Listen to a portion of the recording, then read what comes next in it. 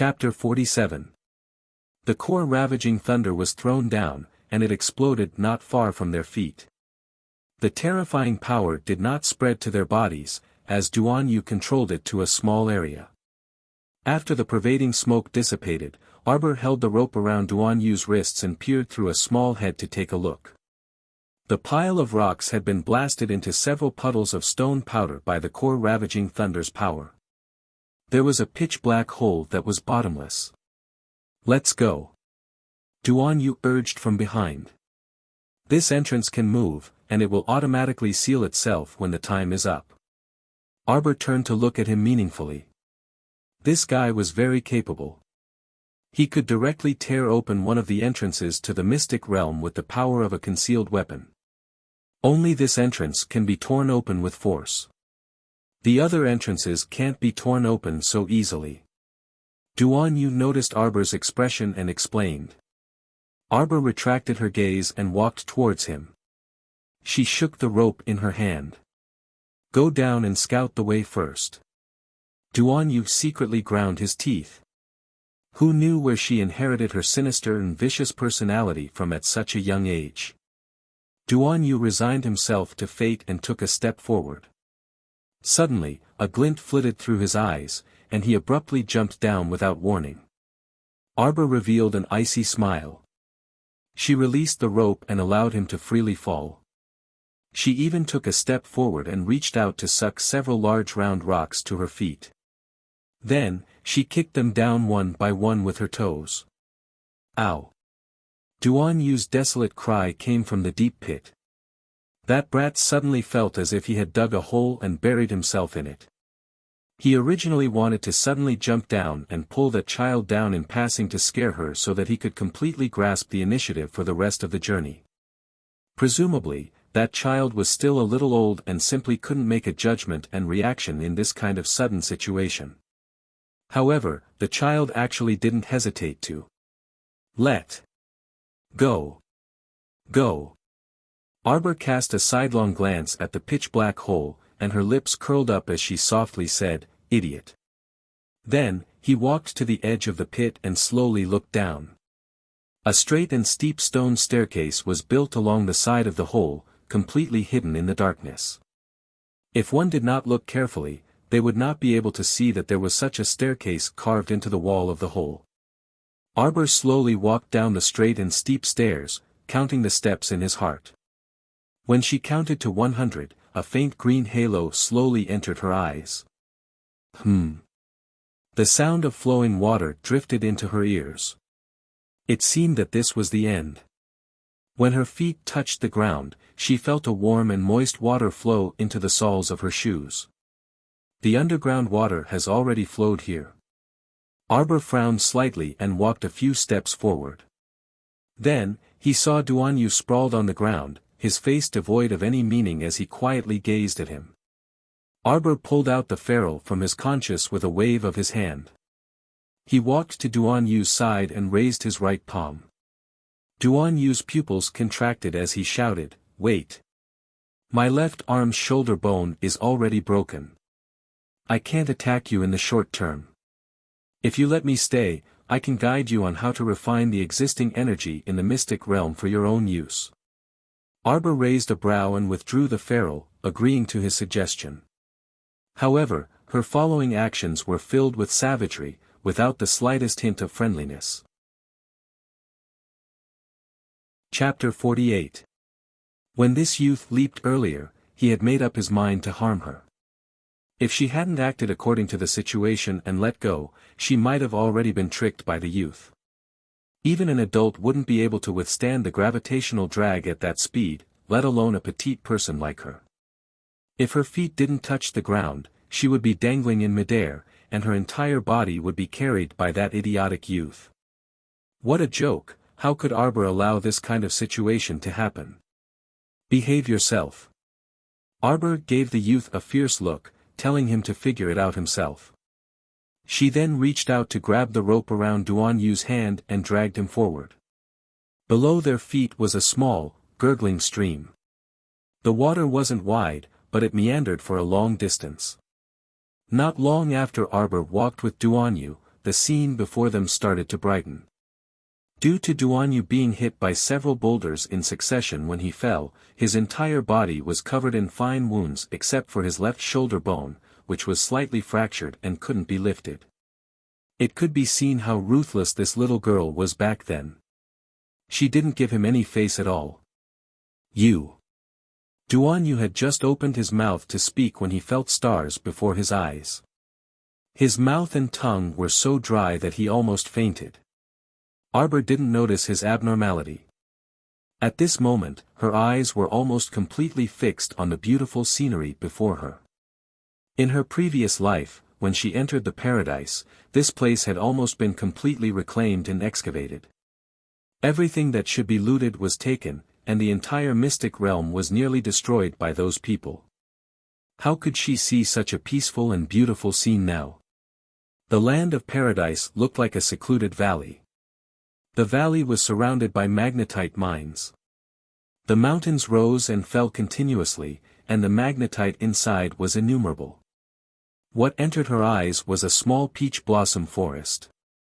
Beside the forest was a small, lush green lake with a relatively calm water surface. When they walked through the passageway, the stream beneath their feet also diverged from this small lake. The lake water looked rather clear and calm. Separated by the emerald lake surface, the nimble little fish swimming below could be seen clearly. This place was filled with a dense mystic energy aura. With such abundant profound energy, wanting to absorb it all within a few days was a fool's dream. Arbor frowned. She couldn't stay here for too long. If they didn't go home by nightfall, their mother, Wei Ziqin, would be worried to death. Therefore Arbor shifted his gaze to the young man with his head tilted. He grabbed his wrist and pulled it hard. How do I refine it? Unexpectedly, as soon as she finished speaking, the young man fell to the ground with a bang. Xiao Mu finally realized that something was wrong with the youth. She frowned and kicked him lightly. What are you doing? Don't play dead, get up. He was such a weakling. How could he be so weak after being hit by a few stones? The young man tried his best to open his mouth. He really wanted to tell this guy that he hadn't eaten or drunk anything for a few days. Now, his hunger and thirst had completely broken out. He needed water and food to replenish his strength.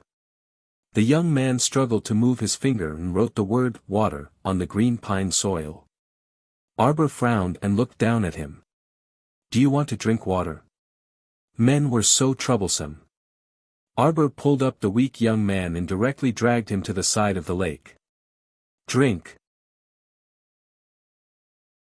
Chapter 49. What? The youth's eyes were about to pop out of their sockets. 10,000 giant beasts were roaring in his mind. Damn girl actually made him drink this kind of dirty lake water. Was this kind of thing for him to drink? It was so dirty. If it wasn't specially treated, wouldn't he have diarrhea after drinking it? How could that do? How honorable was his status? He had to drink filtered water at the very least. Give me, water. Duanyu weakly spat out these words. Seeing that his arm was broken and he was already in such a miserable state, shouldn't the child be benevolent and extend a benevolent and friendly hand to support him?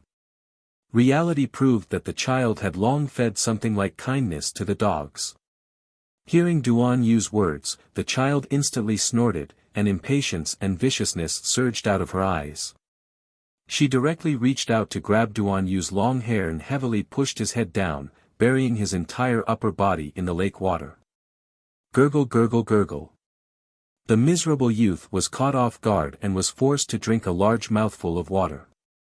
He instantly felt that the entire world was filled with eerie malice towards him. Ah! Cough cough cough. The youth struggled but was pressed down by the child, so he gulped down another mouthful of water. Ugh cough cough cough. When Duanyu's head could finally float to the surface, his upper body was drenched by the lake water. You! His handsome face was flushed red, and this was the first time he felt angry. Who the hell knew how many dirty floating things he had just swallowed? Who the hell knew if these things would overturn his stomach and cause him to be in so much pain that he wished he was dead? Arbor indifferently glanced at him, unable to conceal the disdain in his eyes. You. Are the people from your village all so careless? Do you know that I've never drunk this kind of dirty lake water since I was young? You. He was simply infuriated to death. Arbor finally understood why this guy was suffering from dehydration. So it turned out that he had never drunk any water because he despised other people's drinking utensils for being dirty.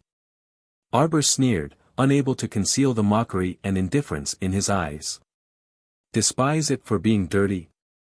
That's because a pampered young master like you has never experienced a real shortage of food and water. When you're at the last moment of your life, even if it's a piece of dried tree bark in front of you, or a bit of dirty water, you'll still eat and drink it. How can you be so unreasonable, kid? For survival. Arbor interrupted the boy's words.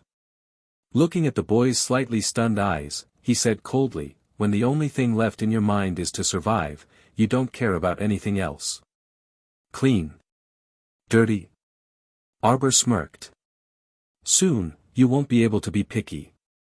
In the later stages of the zombie disaster in her previous life, the entire water source was destroyed, and it was difficult to find a clean water source on Seacone Planet. No one could withstand this impending disaster. Pick? Arbor sneered. Before picking, one had to have the strength and life to pick. If the water at the bottom of such a clear lake was dirty, then what about those people who could even drink muddy water in the later stages? Duan Yu stared at the child in a daze. He felt that when the child said these words to him, the iciness hidden in the depths of her eyes was so sharp that it could freeze everything. She seemed to be looking at him, but it also seemed like she was looking at the near future through his face. Her indifferent eyes contained a trace of indifference and numbness. Duan Yu took a deep breath and suppressed the anger that was about to erupt in his heart. Just as he was about to speak, an arrow carrying a gust of wind pierced through the air and shot to his feet. Chapter 50. Ha ha ha. Goosebump-inducing laughter once again reverberated through this valley. A woman in a gorgeous peach-pink dress slowly appeared in front of them with a grin while waving the sandalwood fan in her hand. Following behind her were 20 to 30 people of all ages, both men and women. Brother Duan, thankfully you were leading the way, so we were able to find the mystic realm so effortlessly. Your Duan clan is truly worthy of being a hidden weapon scout patrician family that has been passed down for generations. Your grasp of information is truly accurate, ha ha ha. The woman blew a kiss in Duan Yu's direction and winked cutely with a smile. Arbor's small face stiffened slightly, and she resisted the urge to vomit as she turned to look at Duan Yu, who had an unsightly expression. You were the only one dilly-dallying over there. Now that they've caught up, hurry and take out that whatever thunder and give them one. The little girl nodded at Duan Yu with her chin and used her threatening gaze to tell him to hurry up and do as she says. Duan Yu cried uncontrollably on the inside, Sister. Do you think that core-ravaging thunder is a cabbage that can be found on the street and can be found as many as you want? It was very difficult to manufacture this kind of hidden weapon with great lethality. He only had 2 on him, and he had already used them all up, so where would he get more? Xiao Mu stared sharply at him, incessantly hinting at him with a ruthless gaze. The latter instantly understood in a flash, and he pretended to reach into his bosom to fumble around. But the core-ravaging thunder's power is enormous. If I throw it here, it might cause the entire secret realm to collapse, right? At that time, it won't benefit either of us. Ha ha ha. Arbor suddenly chuckled. Duan Yu's fumbling motion froze as he stared dumbly at the little girl. He felt like he had never seen a second expression on her face other than apathy and indifference ever since he started interacting with her. But now, the little girl was actually smiling. However, this smile was worse than not smiling. Her smile was so fake. She only let out a small chuckle, and her expression remained stoic without any change. Have you ever seen such an uncoordinated and unsynchronized smile? Give it to me. Duan Yu glared fiercely and reflexively took out something and handed it to Arbor. Arbor took it with his small hand and held it in his palm. He pretended to raise his right hand high and was about to throw it down. The crowd of Coitus sect disciples who were watching from the front almost had a heart attack. The woman screamed, "Stop, stop, stop, stop. Little girl, let's talk it over, let's talk it over." Arbor expressionlessly turned to the people from Acacia sect. "What's your name?" The woman was dumbfounded. She felt that there was something wrong with this commanding tone, but she didn't know if there was something wrong with her reflexes, but she actually replied reflexively, "Ha, ha, Yao Ji, my name is Yao Ji. It's the left protector of the Coitus faction. Little girl, let's talk things over slowly, isn't that right?" What a joke. With the power of the core ravaging thunder, a single one of them could really destroy this secret realm. At that time, no one would be able to escape unscathed. What was the point of that? The Coitus sect was here to seek wealth. How could they just watch as so many magnetite mines in this mystic realm were about to be destroyed? How could one enter a treasure mountain and return empty-handed? Just thinking about it made one's heart ache. If this treasure ground was destroyed like this. Retreat. Arbor clenched his right hand.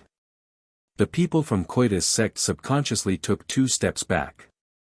Suddenly, someone screamed from the crowd, "Io, there's something."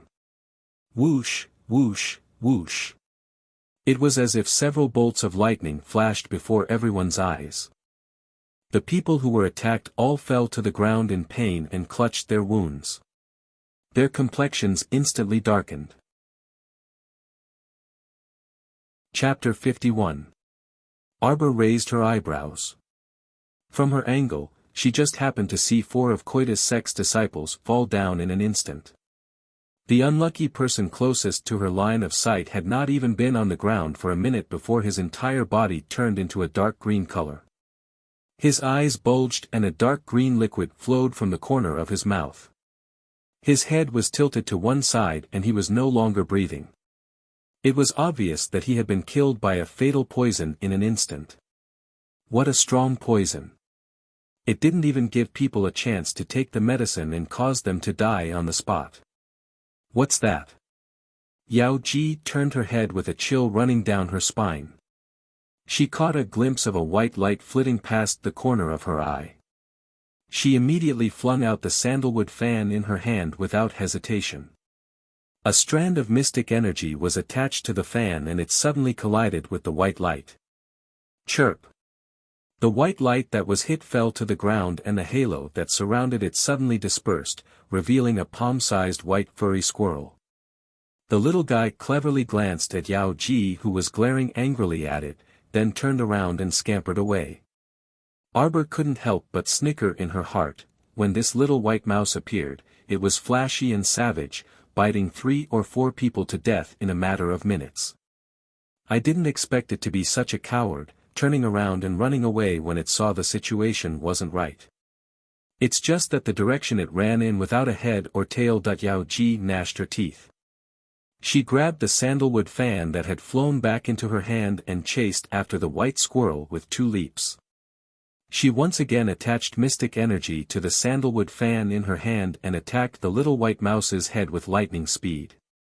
Arbor took a deep breath and suddenly raised the black ferrule that slid out of her sleeve, blocking Yao Ji's attack head-on at an extremely fast speed. The moment the 2 forces collided, the black ferrule in Arbor's hand emitted a strong black halo and blocked Yao Ji's attack with a bang. Arbor's small hand that was tightly holding the ferrule was covered with tiny beads of sweat.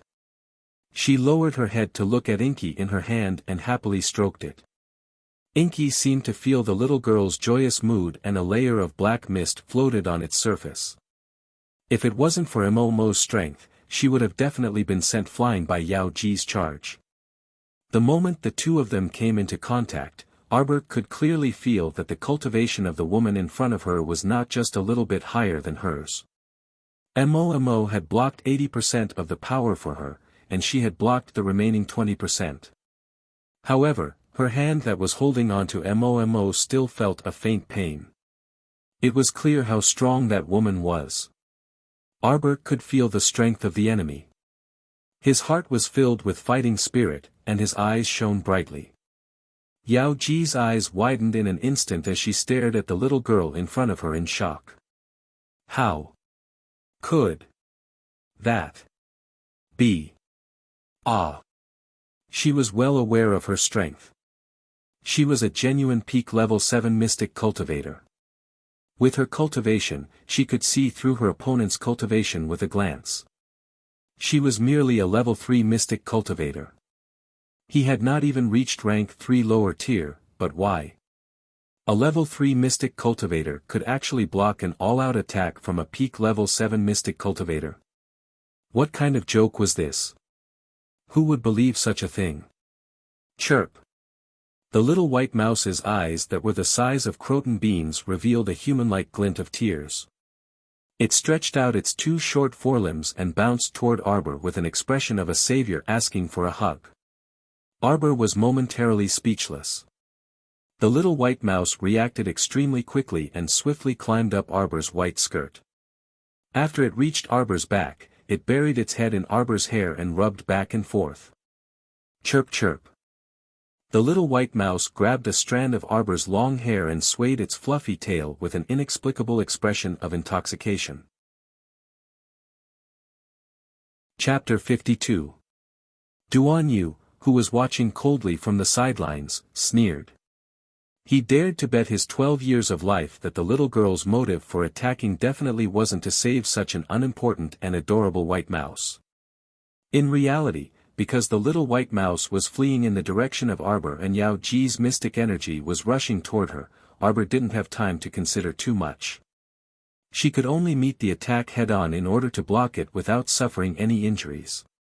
She was merely saving the little white mouse in passing. At this time, Arbor's face was stoic as she pulled the little white squirrel from her back to her eyes in disdain and casually tossed it aside. With a whoosh, the pitiful little mouse was immediately tossed away by a certain child, and it was carried away by the wind. Duan Yu's mouth twitched. He really didn't want to ridicule this savage child. Shouldn't a normal little girl be very happy to see such a furry and adorable creature? It was obvious that this black-hearted person wearing the skin of a little girl in front of him wasn't a little girl at all. Chirp, squeak, squeak. The little white mouse's bean-sized eyes were brimming with pitiful tears as it quickly hopped back.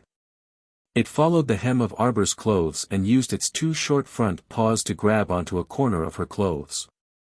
Arbor looked down and saw that clever little white mouse using its small, black eyes to look at her like a human. It swung around while tugging on the corner of her clothes before jumping onto her waist and slipping back onto her shoulder with a swish. Arbor was baffled. Where did this lively little white mouse pop out from? From her knowledge in her previous life, there were generally 2 types of mystic realms. One type was a mystic realm of inheritance set up by an otherworldly expert, a grotto heaven or an immortal's abode. These types had ferocious beasts placed inside to guard the mystic realm and test visitors. The other type was the one in front of her. It was naturally nurtured by heaven and earth and formed naturally after hundreds of years of spiritual energy. Before an outsider opened the mystic realm, this was a small world that was completely isolated from the outside world. There were mostly ores and spirit wood, and living creatures were rare. Unless it was a mystic realm that formed after thousands or tens of thousands of years and formed its own natural laws, it could form a complete living world. At least, she had never heard of a poisonous squirrel appearing in this mystic realm in her previous life. Squeak, squeak, squeak. The little white mouse jumped excitedly on her shoulder. It blinked its small black eyes and a fawning expression appeared on its furry little face. Xiao Mu's small hand grabbed the white mouse again.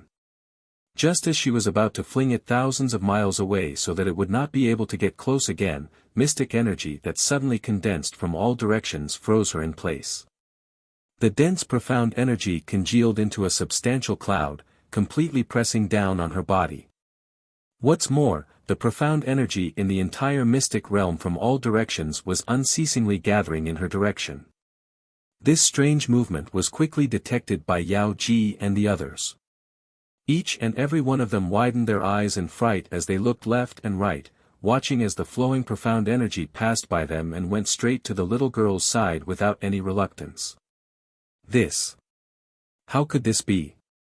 Yao Ji was so shocked that her eyeballs almost fell out of their sockets. What was this stinky girl doing all of a sudden? Until a nearby Koita's sect disciple asked in a trembling voice, "Little girl, are you refining all the profound energy in the mystic realm? How is that possible?" Yao Ji immediately let out a screech like a turkey. Her eyes stared straight at Arbor. What kind of joke is this? She's still so young, forcefully refining all the profound energy in this mystic realm won't give her any benefits. She'll only explode.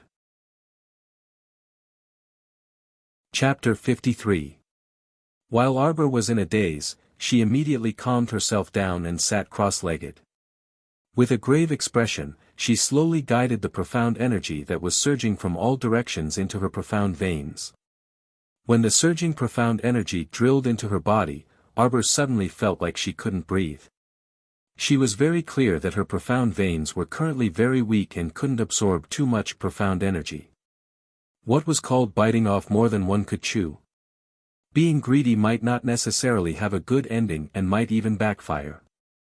Therefore, not to mention how piercing the envious, jealous, and hateful gazes of Yao Ji and company were, Arbor didn't want to inexplicably absorb the profound energy from all directions at this time.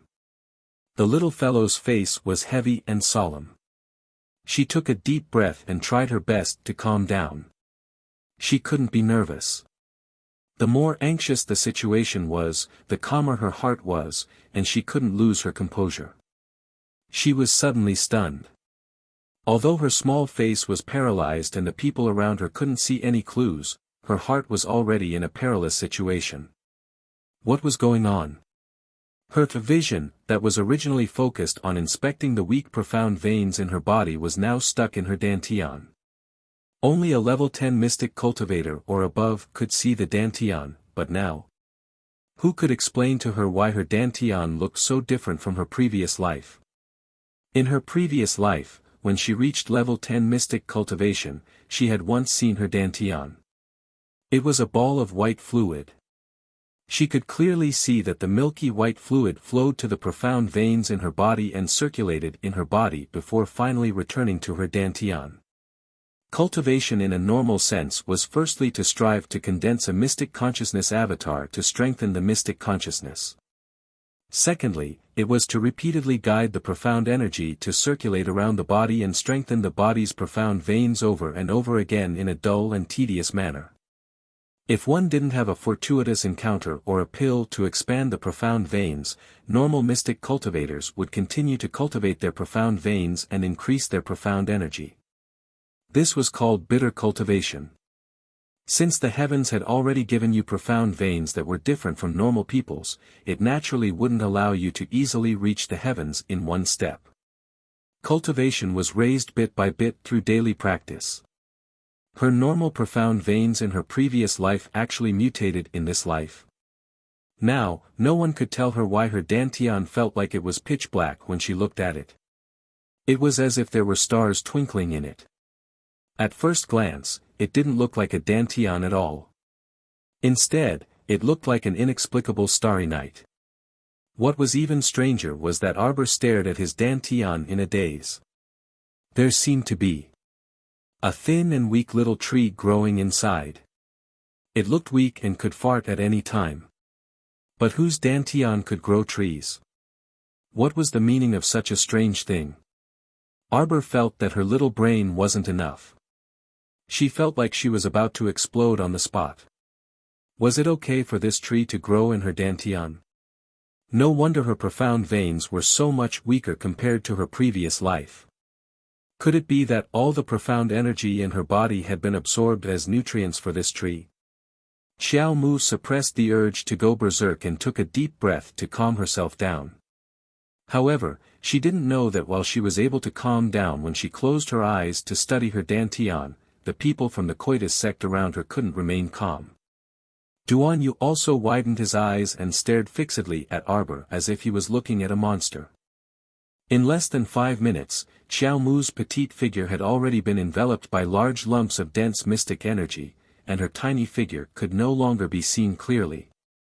A certain disciple from the coitus sect was unwilling to give up and wanted to break through the profound energy barrier to stop Arbor from absorbing the profound energy.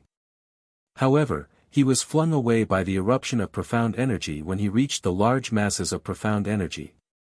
He couldn't even get close to Arbor, let alone get close to her. Chapter 54. That dantian, which resembled a galaxy, was currently endlessly absorbing the rich mystic energy that poured into it like a tide. Arbor could even see that unreliable sapling stretching out its thin branches in great comfort. How infuriating! The mystic energy that she painstakingly cultivated was all absorbed by that sickly tree. It ate meat in big mouthfuls and didn't even leave her a mouthful of soup. Where was the justice in this? Arbor was overwhelmed with grief and indignation. She simply forgot that the mystic energy that was pouring in from all directions wasn't the result of her painstaking cultivation. It was simply a freebie. Moreover, there was no data that indicated that the mystic energy that she painstakingly cultivated day and night was all absorbed by the sapling. The sapling expressed that it wouldn't take the blame for this.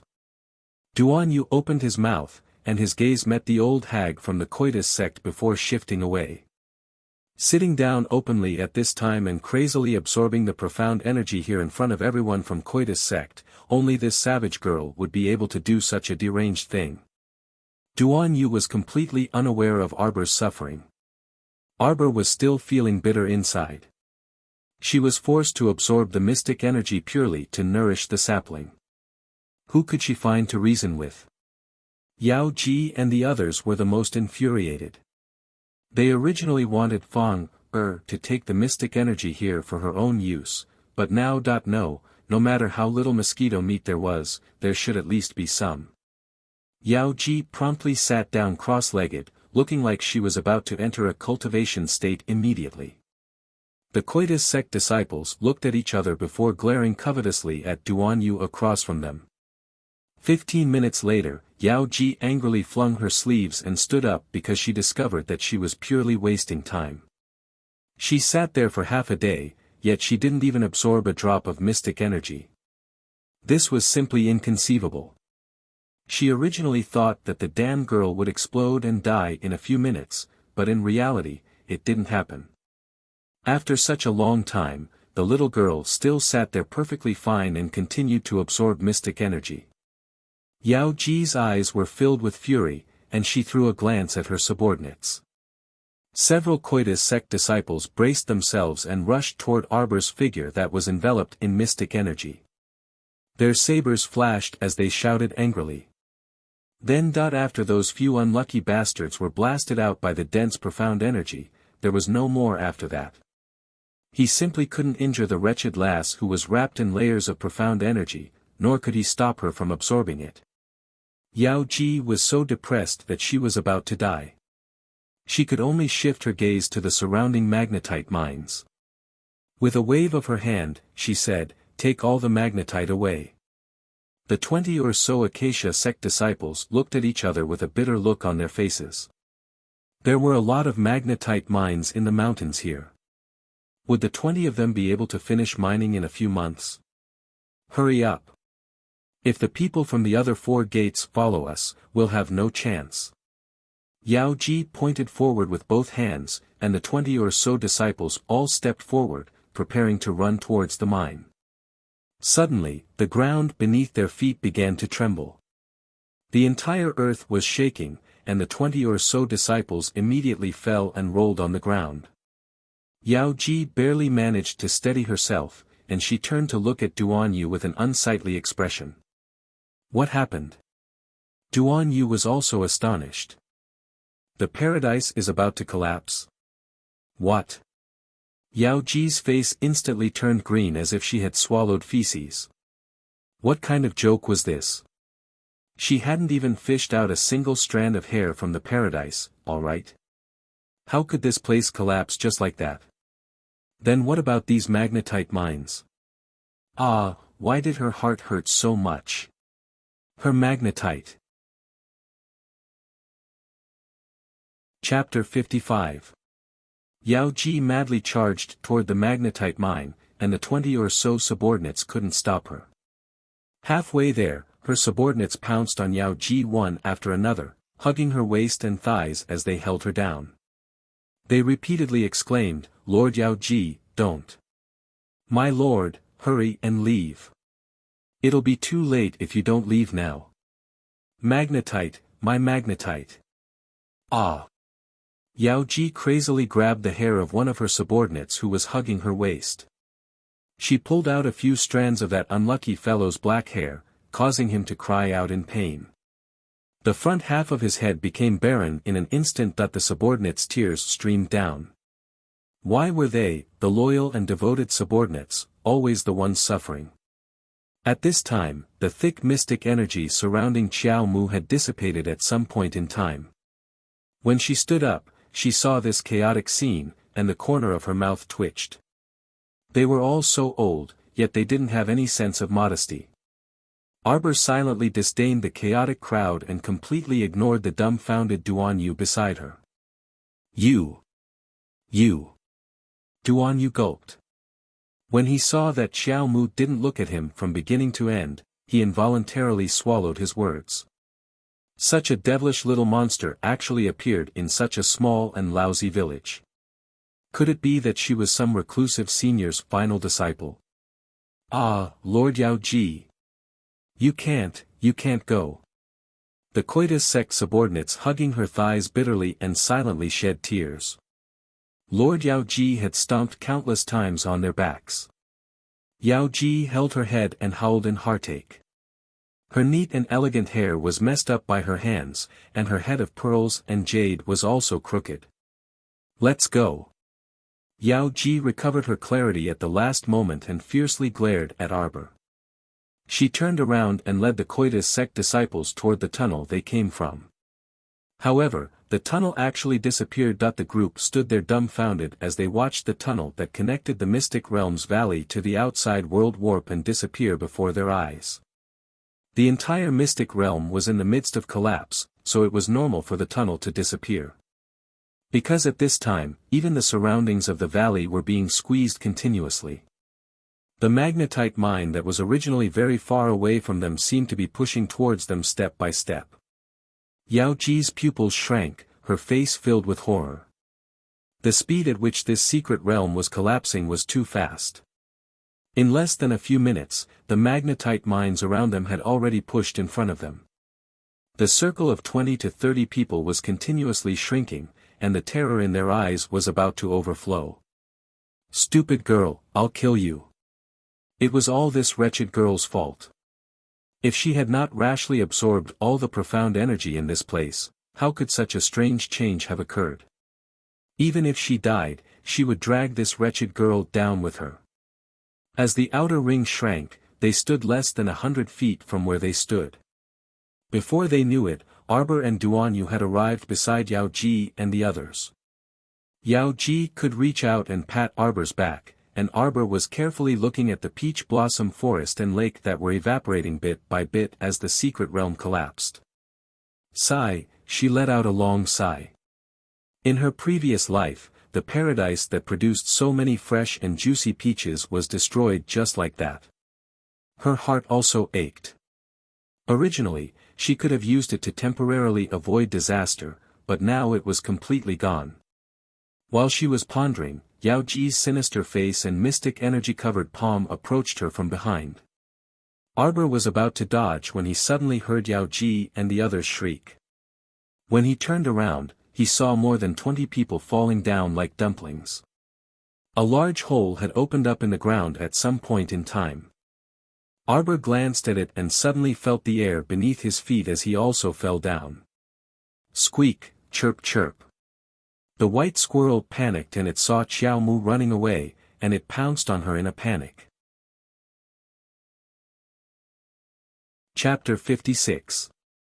The dozens of people's moods rose and fell like they were on a roller coaster. They thought they would be paralyzed from the fall, but they landed on the ground in the blink of an eye. They returned to the stone forest where they entered the mystic realm. A bunch of people rolled around defenselessly, their bodies bruised from all kinds of hard rocks. Xiao Mu was quite lucky and plopped down on the back of Duan Yu's head. She looked up at the sky in confusion. She reflexively extended a fair and tender hand and watched as a round, fist-sized pearl slowly fell into her hand. The youth's face turned green on the spot. He arched his head, and his handsome face flushed red. Arbor quickly patted his butt and stood up. Duan Yu stood up as if there were springs under his feet and angrily glared at Xiao Mu. The child ignored him and looked down at the pure white pearl in her hand. Her eyes gradually narrowed. So strange. Why did she feel like there was a peach blossom forest and lake water inside this transparent pearl? It looked quite familiar, like a miniature version of the paradise.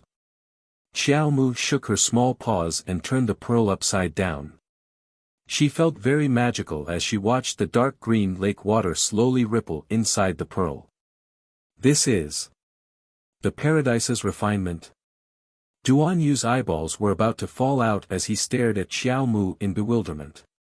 What are you doing? How did you do it? He thought this child was only refining and absorbing the mystic energy inside the paradise. He didn't expect her to be so deranged as to refine the entire paradise. This method of directly refining a mystic realm only existed in secret histories. Duan Yu had once read about it in an ancient book, but it was completely different from seeing it with his own eyes. No wonder the paradise was collapsing. Think about it, the entire paradise was refined by the child, so how could it not collapse? What reason was there for it not to collapse? The child looked back at Duan Yu with an, "I don't know," and, "I didn't do it," expression, leaving him speechless. This child couldn't be the incarnation of some old monster, right? The paradise has been refined. Yao Ji reacted in an instant, unable to conceal the greed in her eyes. She grabbed the bead in the child's hand with one hand and struck the child's chest with the other. Arbor took a step back. His face was tense as he raised his black ferrule to block the attack. Boom! White mystic light scattered in all directions. Arbor forcefully suppressed his surging qi and blood and looked coldly at the shocked Yao Ji. This time, Yao Ji used the full strength of a level 7 mystic cultivator, but she still couldn't harm the child in the slightest. Yao Ji was shocked, and a shadow was cast over her heart. What are you waiting for? Hurry and untie them. Duan Yu extended his bound hands to the child. This rope was quite interesting. No matter how hard the person who was tied up struggled, it was useless. However, an outsider only needed to gently pull at the knob to smoothly untie the rope. Arbor glanced at the young man and did not make things difficult for him. He pulled the rope from his hand and stuffed it into his pocket for his own use. As soon as Duan Yu regained his freedom, he took out a handful of nails and casually scattered them. Yao Ji spun around and retreated, her eyes furious. Just as she was about to regain her balance, a shadow suddenly swept past her like a black gale. Its 5 fingers formed a claw that was as pale as 5 chicken bones as it grabbed at Arbor's shoulder. Yao Ji's expression changed drastically, and she angrily shouted, "Ghost Saber, you dare to snatch in broad daylight." At the same time, Duan Yu reflexively jumped forward. Perhaps he was also a bit dumbfounded. Why did he rush out at this critical moment to shield the damn child and meet the Ghost Saber's claw head-on? Crack. Chapter 57.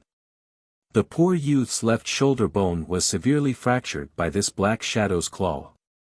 Fine, adding insult to injury was his own doing. Duan Yu was still dumbfounded. He truly could not understand why his blood rushed to his head and he used his body to shield this stoic child. Especially when he turned around and saw the child's expressionless face, he chuckled. Xiao Mu's eyes flickered, and she took a step back. Only then did she clearly see the attacker. It was a middle-aged man dressed in black with a short beard. His small eyes emitted a vicious glint as he stared straight at the round bead in her hand. "Hand over the heart of paradise, and I'll spare your life, child," the middle-aged man in black coldly said with downcast eyes with one hand behind his back. Arbor's lips curled up, and she abruptly tightened her grip on the bead. She raised her small hand, and a pure white mystic energy light emitted from her palm and tightly wrapped around the bead. The child's stupefied expression, coupled with that pair of ferocious eyes, instantly made people's hearts tremble. Duan Yu glanced at the man in black and scoffed. "You want to take back something that fell into the child's hands?" Duan Yu had to hand it to her for being so naive despite her age. "You can give it a try. Will you snatch it faster or will I destroy it faster? At worst, we'll break up, and everyone can forget about it," the child said coldly as she stared at the man in black. Even though the large group of sect disciples brought by the man in black were glaring at her, the child's expression remained stoic. However, her clear eyes radiated a vicious aura, and her back was ramrod straight. Her entire body exuded an aura of sharpness. "Good, good, good, good." The middle-aged man in black glared venomously at the child. "Child, you're ruthless enough. You have some guts. Then tell me, what conditions do you want in exchange for giving the heart of paradise to me?" "You can't give it to him. Ghost Saber. You old bastard. I was the one who discovered the paradise first, and your ghost sect wants to interfere. Don't even think about it." "Humph. The treasure is here, so we'll rely on our own abilities." "Yao Ji, although the treasure is good, don't put the cart before the horse and lose your life for some good stuff. You have to think carefully about whether it's worth it or not." "Ghost Blade." Yao Ji was so angry that her eyeballs were about to pop out of their sockets. She was currently in a disadvantageous situation, and the number of subordinates she had was obviously less than half of Ghost Sect's. In addition, her own cultivation was not as high as Ghost Saber's, so she could only watch anxiously from the side. The child's bright eyes shone like pearls, 2 stars in the sky. Her gaze coldly fell on the group of greedy faces in front of her. Suddenly, she raised her small hand and directly threw the pearl into her mouth in front of everyone, swallowing it with a gulp. Duan Yu was dumbstruck as he watched from the side. This child seemed to be even more savage than he had imagined. On the other hand, Gui Dao, Yao Ji, and the others were caught off guard as well. When they finally reacted, their faces had turned green and distorted. Gui Dao pulled out the ghost head blade from his waist. He was so angry that he laughed and was about to attack. Arbor covered his abdomen with one hand and said coldly, "Do it. Do it. Do you believe that I'll immediately self-detonate and leave you with nothing? Not only will you not obtain the treasure, but you'll also have to die here with me. All of you will die here with me." Everyone looked at her, flabbergasted. Duan Yu felt that the child's actions really refreshed his normal worldview again and again. Was she still a child? Huh? Was this level of savagery normal? Chapter 58. Ghost Saber released a murderous aura as he glared at the child in front of him. His clenched fists made cracking sounds. "Kill me. Kill me. Come." The child took a step forward with every word.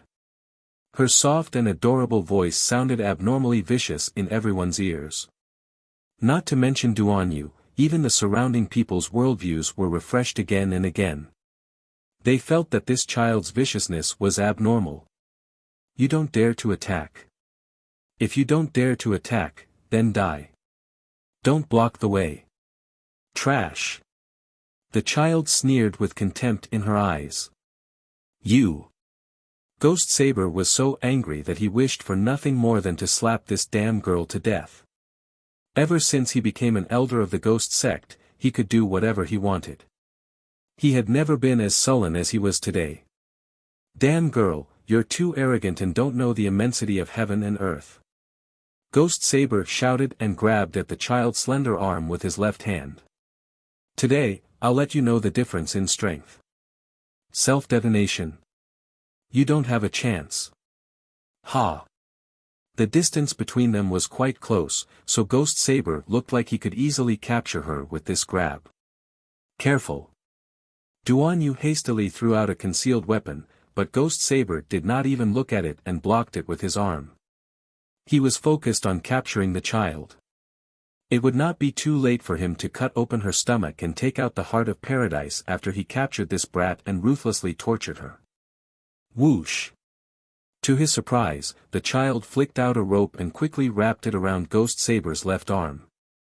Before he could react, the child fiercely tightened the rope in his hand and kicked off with his left arm. The little one easily leaped over and sat on Ghost Blade's shoulder. The rope wrapped around Ghost Blade's left arm and quickly wrapped around his body. With a tight grip, the little one grabbed Ghost Blade's arm in his palm.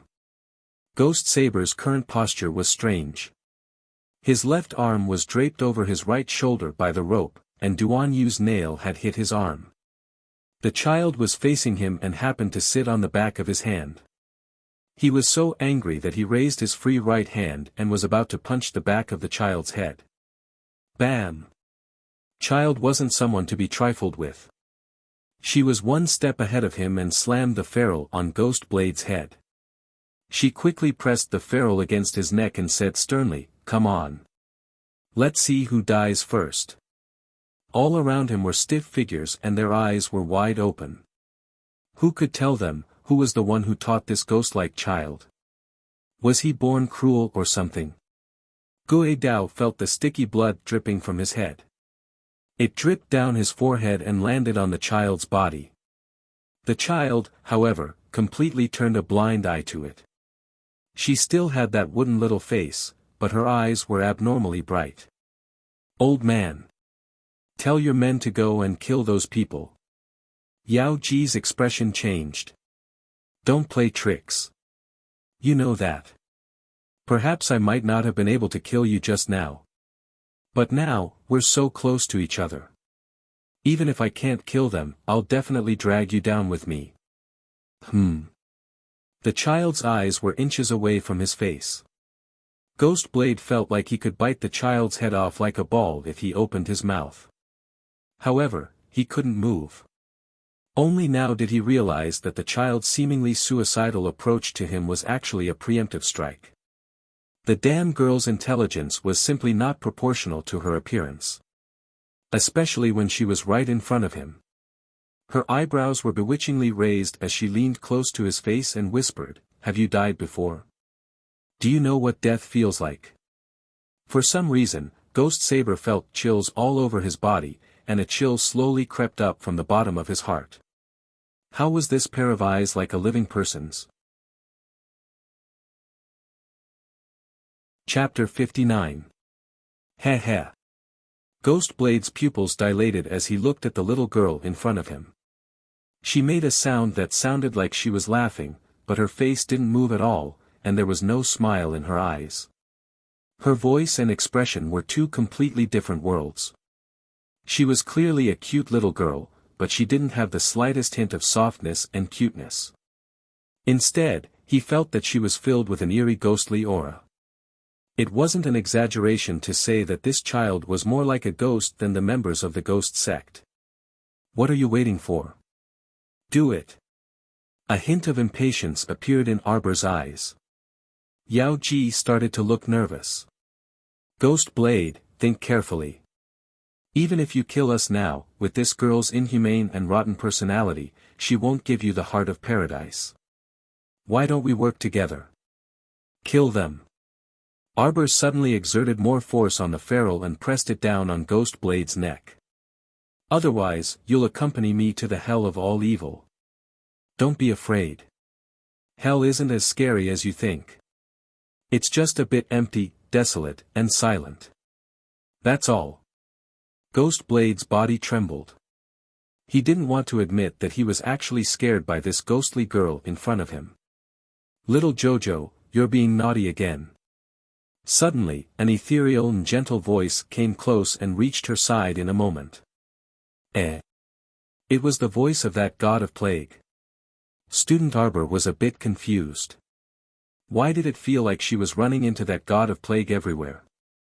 While she was thinking, her little body broke free of Ghost Blade's grip and was pulled over by a strong suction force. She flopped twice and fell into a certain person's arms. Slap. The beautiful young man in white reached out his hand and slapped the child's buttocks heavily with a calm expression. His calm expression was completely inconsistent with his decisive action. Xiao Mu even felt her butt hurt from the force of the slap, and her bold face instantly flushed red. What the hell? Adding up her 2 lifetimes, she was already more than 30 years old. Yet, she was actually spanked by a demonic young man in broad daylight. This. The heavens clearly showed where the human heart was. A certain child who was about to throw a tantrum turned his head to glare at the youth and kicked him with his leg. She didn't know why, but she always felt that this young man's smiling, gentle and intelligent appearance was suppressing a violent heart. It was clearly a jade-like, handsome face that was like a spring breeze, but it actually made her feel the savagery and ruthlessness in the depths of his eyes, as well as the anger that surged along with it. The little kid was a little scared for no reason. Then, he became angry. How could he be scared? Thinking of this, he couldn't help but raise his voice. What are you doing? Let them kill each other. How do you want to end it after you've dealt with them? The young man's voice was gentle, completely ignoring the dagger-like glint in the child's deliberately widened eyes. Xiao Mu looked at his smiling eyes and subconsciously swallowed her saliva. For some reason, she felt a little guilty. She then angrily flung her sleeves. What was she feeling guilty about? A certain child reacted quickly and glared at him angrily. What does it have to do with you? Pa! Her little butt was hit again. The smelly brat's attack was even heavier than before. She was so angry that her bold face turned ashen. Her little teeth rubbed against each other, and she wanted nothing more than to bite off the young man's slightly tanned neck. How dare he? Spanking her but again and again. Actually, there was no third way, but Xiao Mu was really furious. Life isn't easy. You have to cherish it. Mo Lien stared at her with a solemn and serious gaze and stopped smiling like a spring rain. Chapter 60. He really couldn't understand how a child could be so ruthless and completely disregard her own life in such a desperate situation. Especially when he heard her soft voice murmur, "Hell isn't as scary as you think.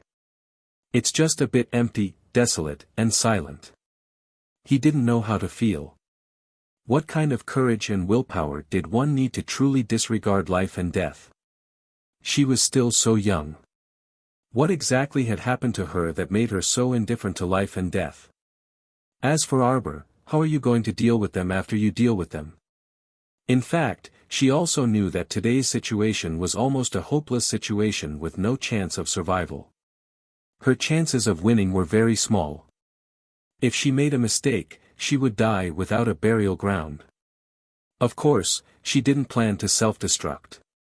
What she did before could only buy her some time. She wasn't afraid of death at all. She was just a bit unwilling. Of course, she didn't reincarnate to seek death. She wanted to live well. However, in that situation just now, even if she obediently handed over the heart of paradise, would this group of greedy people really let a child like her go? She was prepared to die, but if she took a gamble, she might still have a chance to live. At this moment, hearing this kid whisper in her ear, "Life isn't easy. You have to cherish it." Her heart couldn't help but tremble slightly. Although she knew this kid was worried about her, after being hit twice in a row where she shouldn't have been hit, the child's old face really couldn't swallow it. The child snorted and kicked him a few times. She looked down and saw that Crown Prince Lien's fine white robe had 7 or 8 black footprints printed on it. "Let go," the child said with a stoic face. Mo Lien shook his head and hugged her even tighter. He patted her back twice.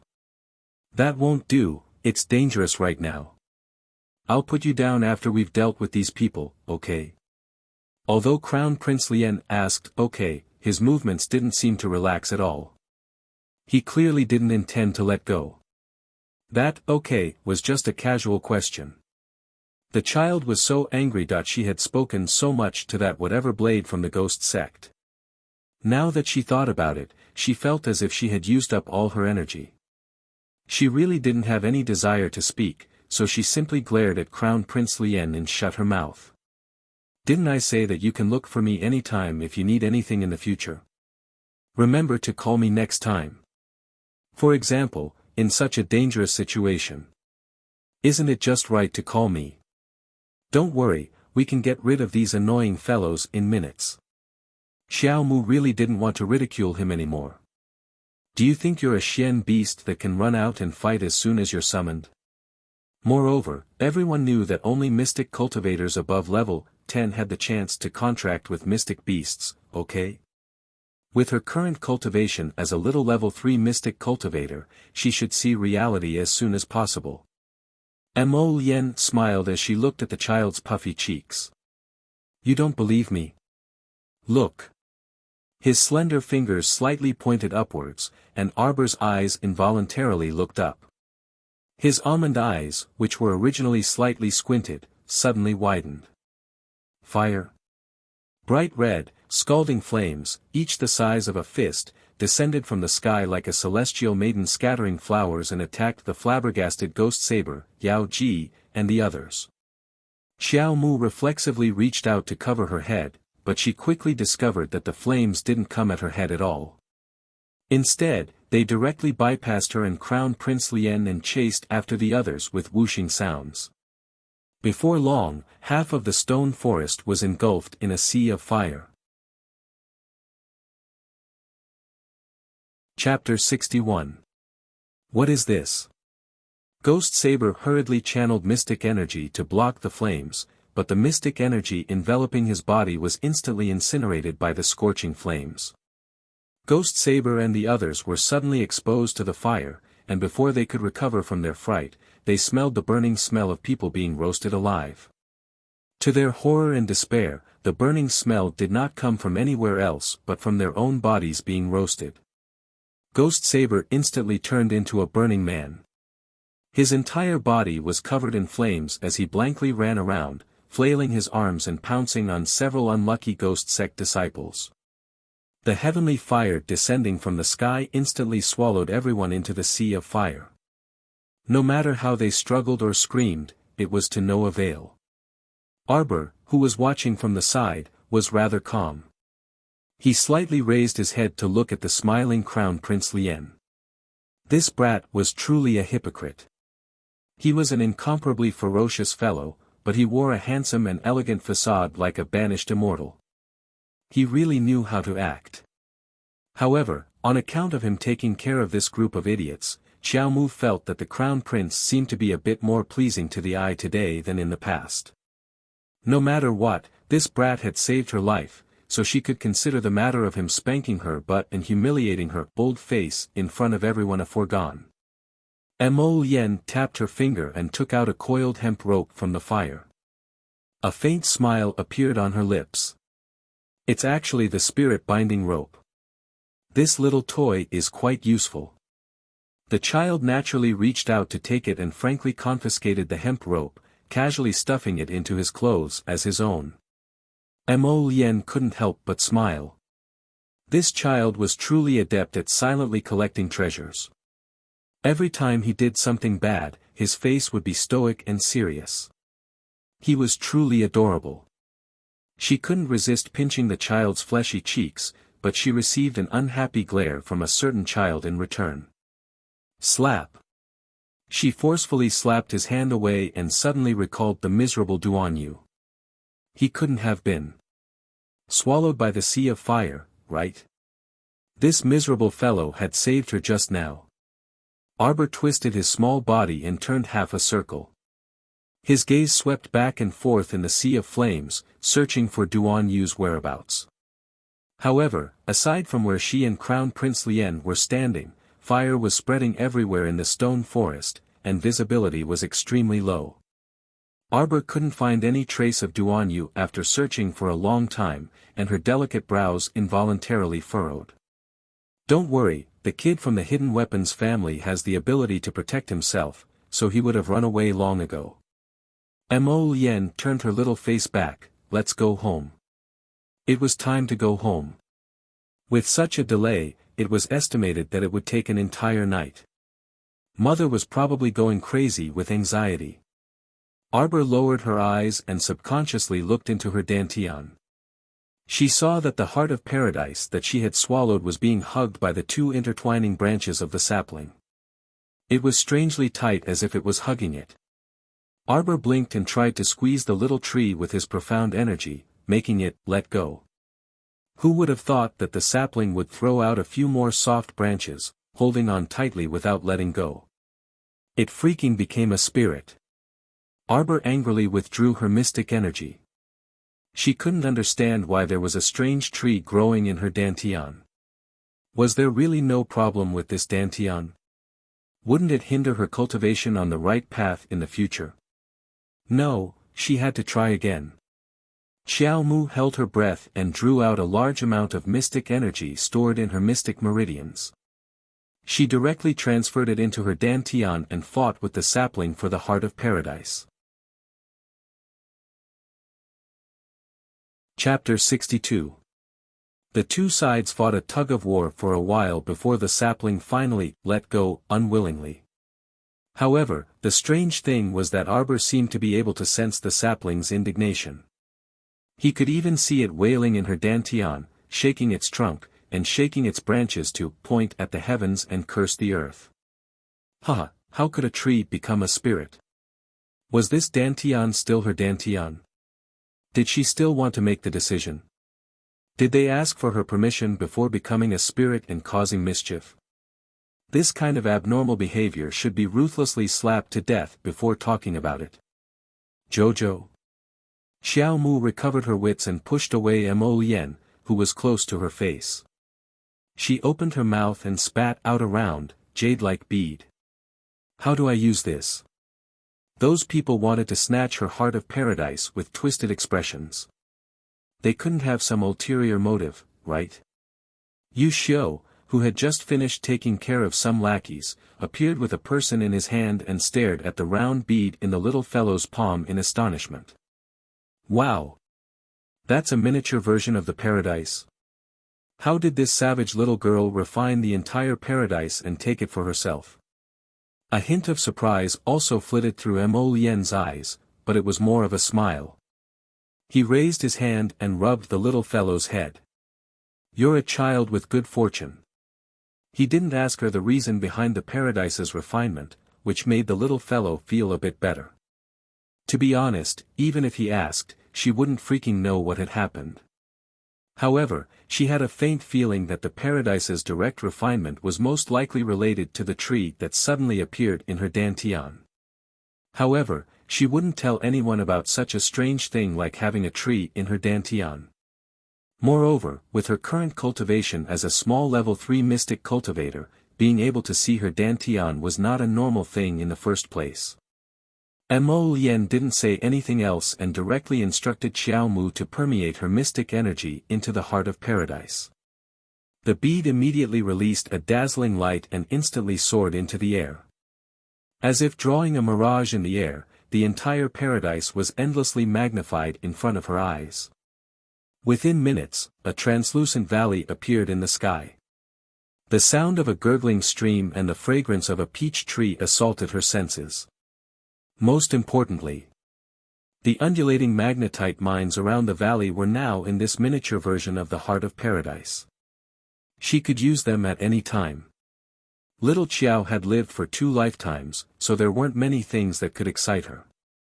However, at this moment, even if she was mature and calm, she couldn't help but feel excited. Wuxia was already dumbfounded, his eyeballs almost falling to the ground. Who would have thought that the peach blossom spring that so many noble clans had been searching in secret to no avail would actually be refined into the heart of peach blossom by an unknown little girl from a mountain village? With a thought, Arbor moved the unburned stones under her feet to the paradise. With another thought, the stones returned to their original position. Ha ha ha ha ha. This was truly a treasure. Great, I can finally store and withdraw items as I please. It wasn't like that damned inner world where he couldn't take things out without enough mystic sense. This peach blossom spring only needed a little mystic energy to take out large items.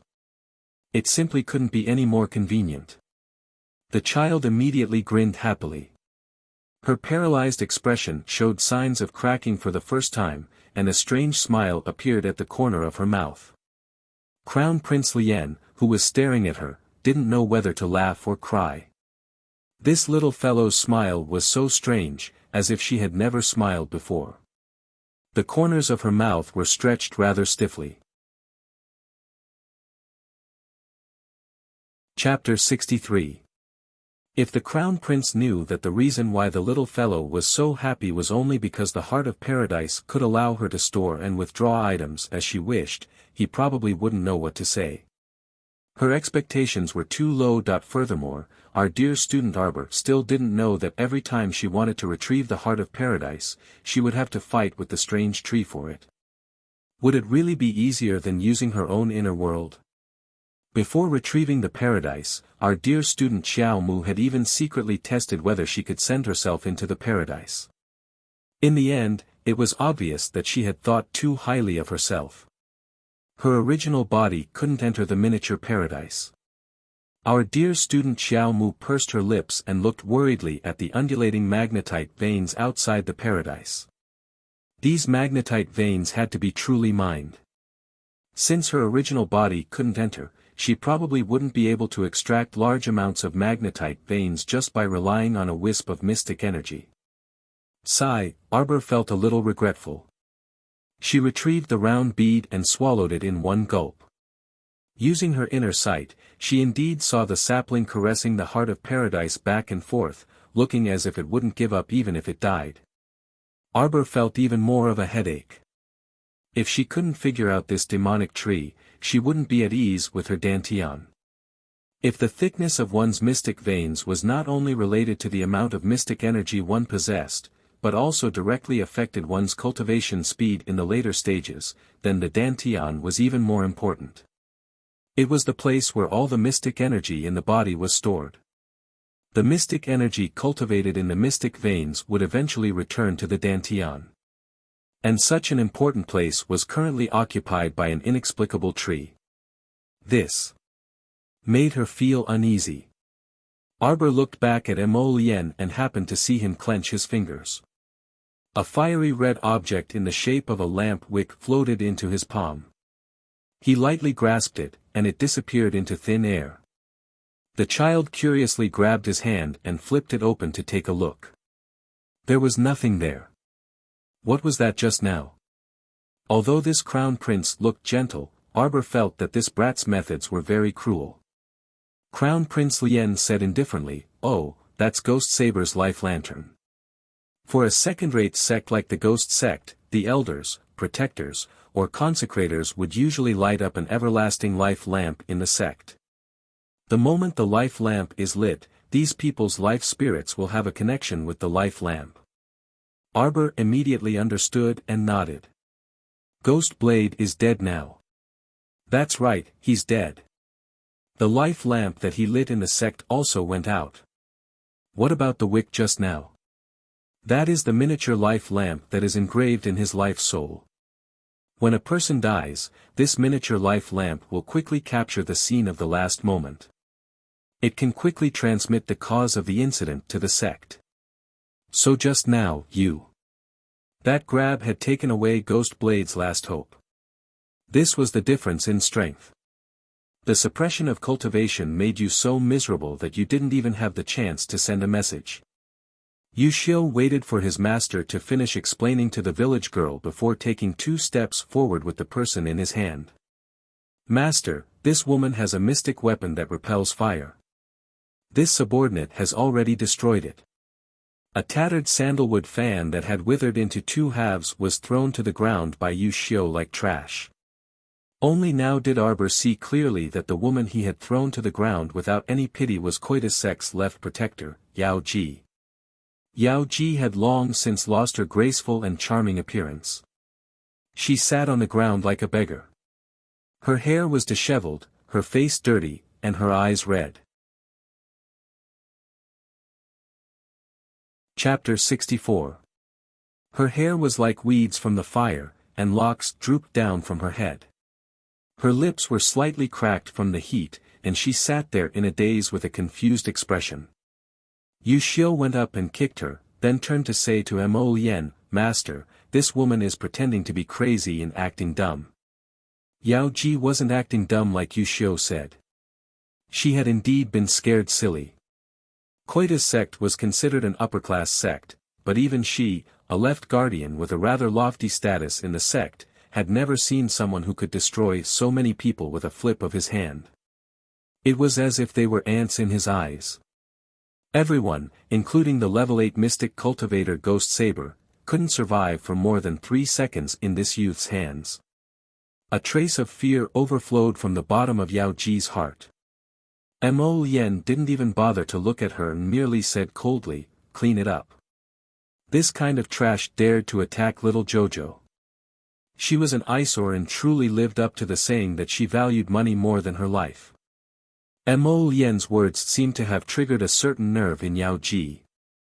She howled and pounced forward, repeatedly begging for mercy, but Mo Lien unceremoniously kicked her far away.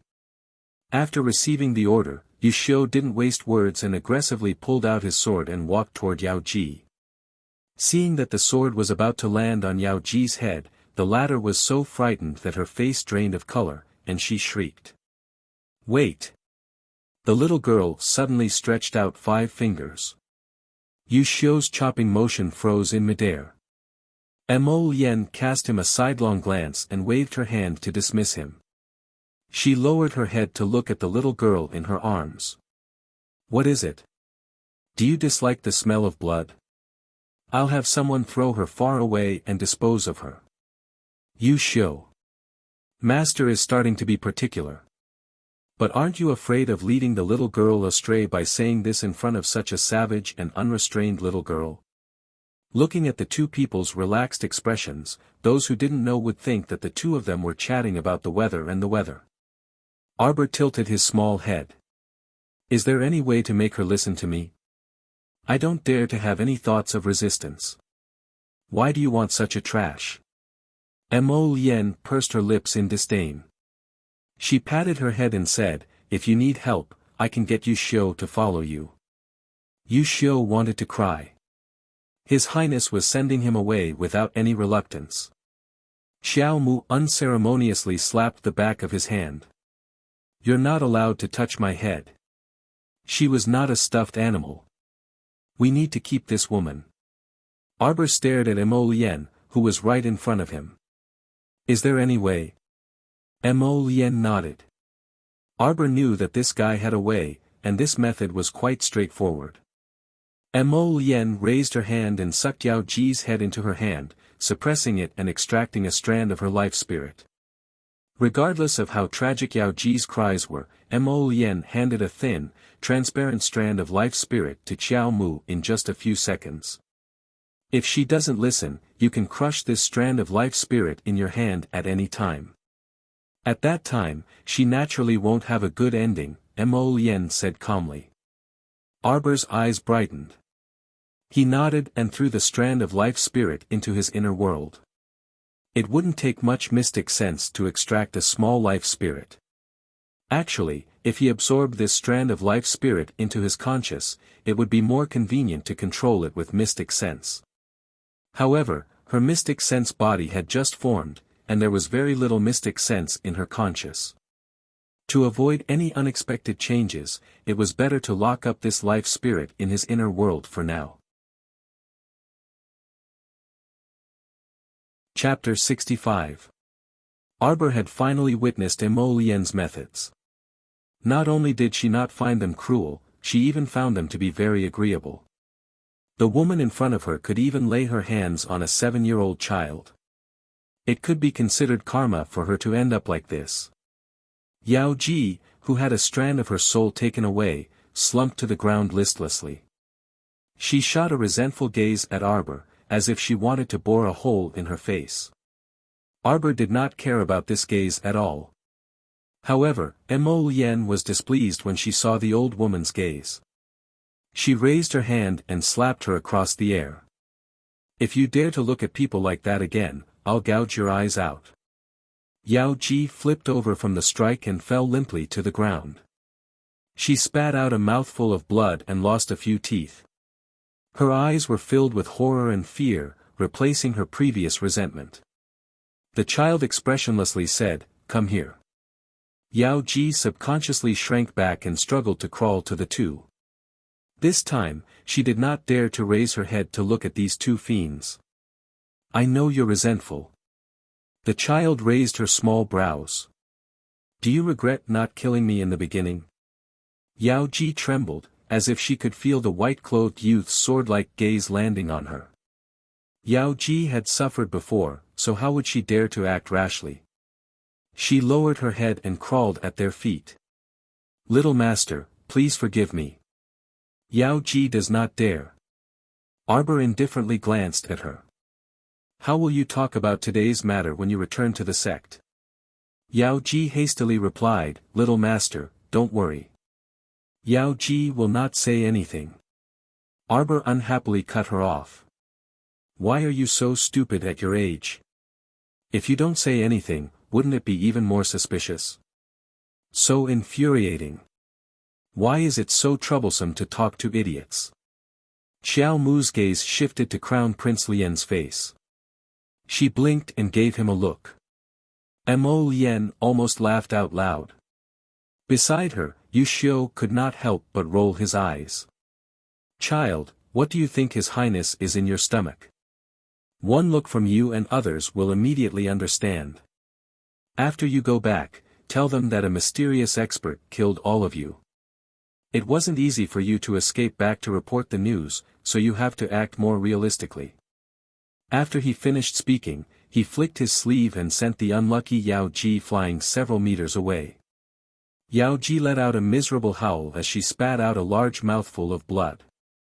One of her arms hung limply by her side, obviously broken. Her face was completely pale, and with her withered hair and beggar clothes, no one would believe that she wasn't a beggar. "If you dare to come back and cause trouble, then there's no meaning for your sect to exist." Mo Lien glanced at Yao Ji and waved her hand. "You'll know what to say when you return." I understand. Yao Ji immediately let out a sigh of relief. She repeatedly kowtowed and fled. Arbor's eyes flashed. Speaking of which, she didn't care if this group of people rushed back to seek revenge. Counting the days, this peaceful world wouldn't last for more than 2 days. When the time came, it was hard to say if this village would still exist. What was there to be afraid of? She already planned to leave. However, it was better to avoid unnecessary trouble. She also couldn't be sure if those two sects would send people to investigate. If they found out that she was the one who obtained the Heart of Paradise, it would be annoying if they bit her like rabid dogs and refused to let her go. "Little Jojo, I'm leaving tomorrow to return to the capital. Don't do those dangerous things alone. When the moon is dark and the wind is strong, don't wander around too much, okay? I'll come back to see you after a while." Chapter 66. The child harumphed. Mo Lien poked her stoic little face in amusement. Aside from being able to store items, the Heart of Paradise can also absorb and store mystic energy from the outside world. However, you must remember to take out the Heart of Paradise without being noticed. You must be extremely careful. Arbor nodded, thinking that this was indeed the case. She didn't want to provoke a large group of people from some sect to besiege and kill her, so she shouldn't be too pleased with herself. She still had to be careful when using it. The supplies you want should arrive tomorrow or the day after. Remember to receive them. As expected of His Highness the Crown Prince, he could gather supplies so quickly in this kind of desolate little mountain village. Although our dear Xiao Mu's stoic little face didn't have any expression, Mo Lien felt that this little girl was very happy. Yu Xiu silently followed behind his master. Seeing him nag endlessly, he looked at Arbor with a complicated expression. He had never seen his crown prince so carefully instruct others. This savage little girl was inexplicably to the crown prince's liking. Xiao Mu tilted her head and met his eyes. Her round, bright eyes blinked, and she suddenly asked, "That Auntie Wu, where did you send her?" This crown prince truly acted quickly. That Wu Yenjin had disappeared from the village the night of the fire. The next day, his husband had even called a bunch of people to search the village for her. Unfortunately, even if he brought people to dig 3 feet into the ground, his Madame Wu still wouldn't be able to come back. The crown prince chuckled and looked at little Jojo. "Don't worry, I threw her into Black City to mine magnetite. There's no return from that kind of place. She won't be able to leave until she dies." Arbor's eyes flashed. She had indeed heard of Black City. It was close to the western wilderness and could be considered the source of heavenly Tao sex or mining. To the pampered Auntie Wu, that kind of bitter cold place where one had to mine rocks and toil all day long was probably a life akin to hell. "Keep all of these well." The crown prince casually stuffed her with a cloth bag sewn with brocade thread. Then, he carried her and soared up. Stepping on the heavy fire, they passed through the smoke-shrouded stone forest. Classmate Arbor opened the bag and stretched his head out to take a look. Seeing that it was all kinds of high-grade ointments to stop bleeding, relieve pain, remove scars, disperse blood stasis, and so on, he hurriedly put them all in his pocket and happily accepted them all. Mo Lien flew towards Quoto village with the child in her arms. She walked in the air as if she was walking on flat ground. Little Qiao's gaze was slightly complicated as she stole a few glances at him. After weighing her options, she finally opened her mouth. "You. It's a long journey back to the capital. Be careful. If you encounter a slow and rotting monster, it's best to stay away." However, with his inhuman strength, he shouldn't be at a disadvantage even if he encountered a corpse puppet in a completely clueless situation. Mo Lien raised her eyebrows slightly. Although she didn't quite understand what the little fellow meant, she still nodded and couldn't help but pinch her cheeks. "Little thing, you're worried about me." Scram! Little Jojo stretched out her leg and angrily kicked his white robe, adding another black footprint to his robe. "You're not allowed to pinch my face." Following behind the two, Yu Xiu's mouth twitched as he looked at the 2 people in front of him. He felt that there was something wrong with this scene. What's wrong? Yu Xiu thought for a long time, then slapped his thigh and had a flash of inspiration. Why was his handsome, charming, and lovable lord always suffering in the hands of this little girl and getting beaten up at the slightest provocation? Chapter 67. After Mo Lien carried Xiao Mu away into the distance, a lump of earth and rock that had been scorched and loosened by the fire continued to writhe. Suddenly, a little white squirrel popped out. On its cute little furry face, a pair of intelligent big eyes were opened wide. Squeak! The little white squirrel made a pitiful cry. "Where is the little master? Why is the little master missing? Little master, little master, little master." If someone was here, they would definitely see the little white squirrel's tearful face. It hopped on the spot for a while and sniffed around before pinpointing the direction that Mo Lien had left in with Xiao Mu in his arms. With a squeak, it dashed out of the stone forest entangled in flames with a few swishes. At this time, the raging flames had spread over the entire stone forest, but to the little white squirrel, it didn't seem to affect it at all. The billowing smoke caused the visibility to be extremely low, but the little white squirrel seemed to not notice the raging flames in its surroundings. Its speed increased again, and it passed through the stone forest that was surging with flames like a bolt of lightning. It squeaked as it chased after Xiao Mu with all its might. "Little master, wait." The little master saved its life, so she was its second parent. It must follow. Arbor didn't know that a silly little white squirrel was running after her to the village, swearing to follow her. After she was carried out of the stone forest by Mo Yen, she kept poking his shoulder with her fingers and repeating, "Put me down." Mo Yen saw that the little girl's home was in front of him, so he put her down. Seeing that the little girl silently turned around and was about to run away, Mo Yen, who was already familiar with the little girl's tricks, picked her up and put her in front of him again. Arbor angrily stepped on his foot. "What? Do you remember what I told you?" Mo Yen looked at her with a smile. The little girl glanced at him. Although he was smiling, his eyes were very serious. Her little face couldn't help but become gloomy, and she nodded as a response. Mo Yen stretched out his finger and tapped her little nose, "Then let's see each other in a few days. Go home. I don't even know if we'll meet again." The little fellow muttered quietly. Behind her, Mo Yen raised his slender eyebrows as he watched the little one's receding figure with a grin. Sigh, this little fellow doesn't even know how to say goodbye.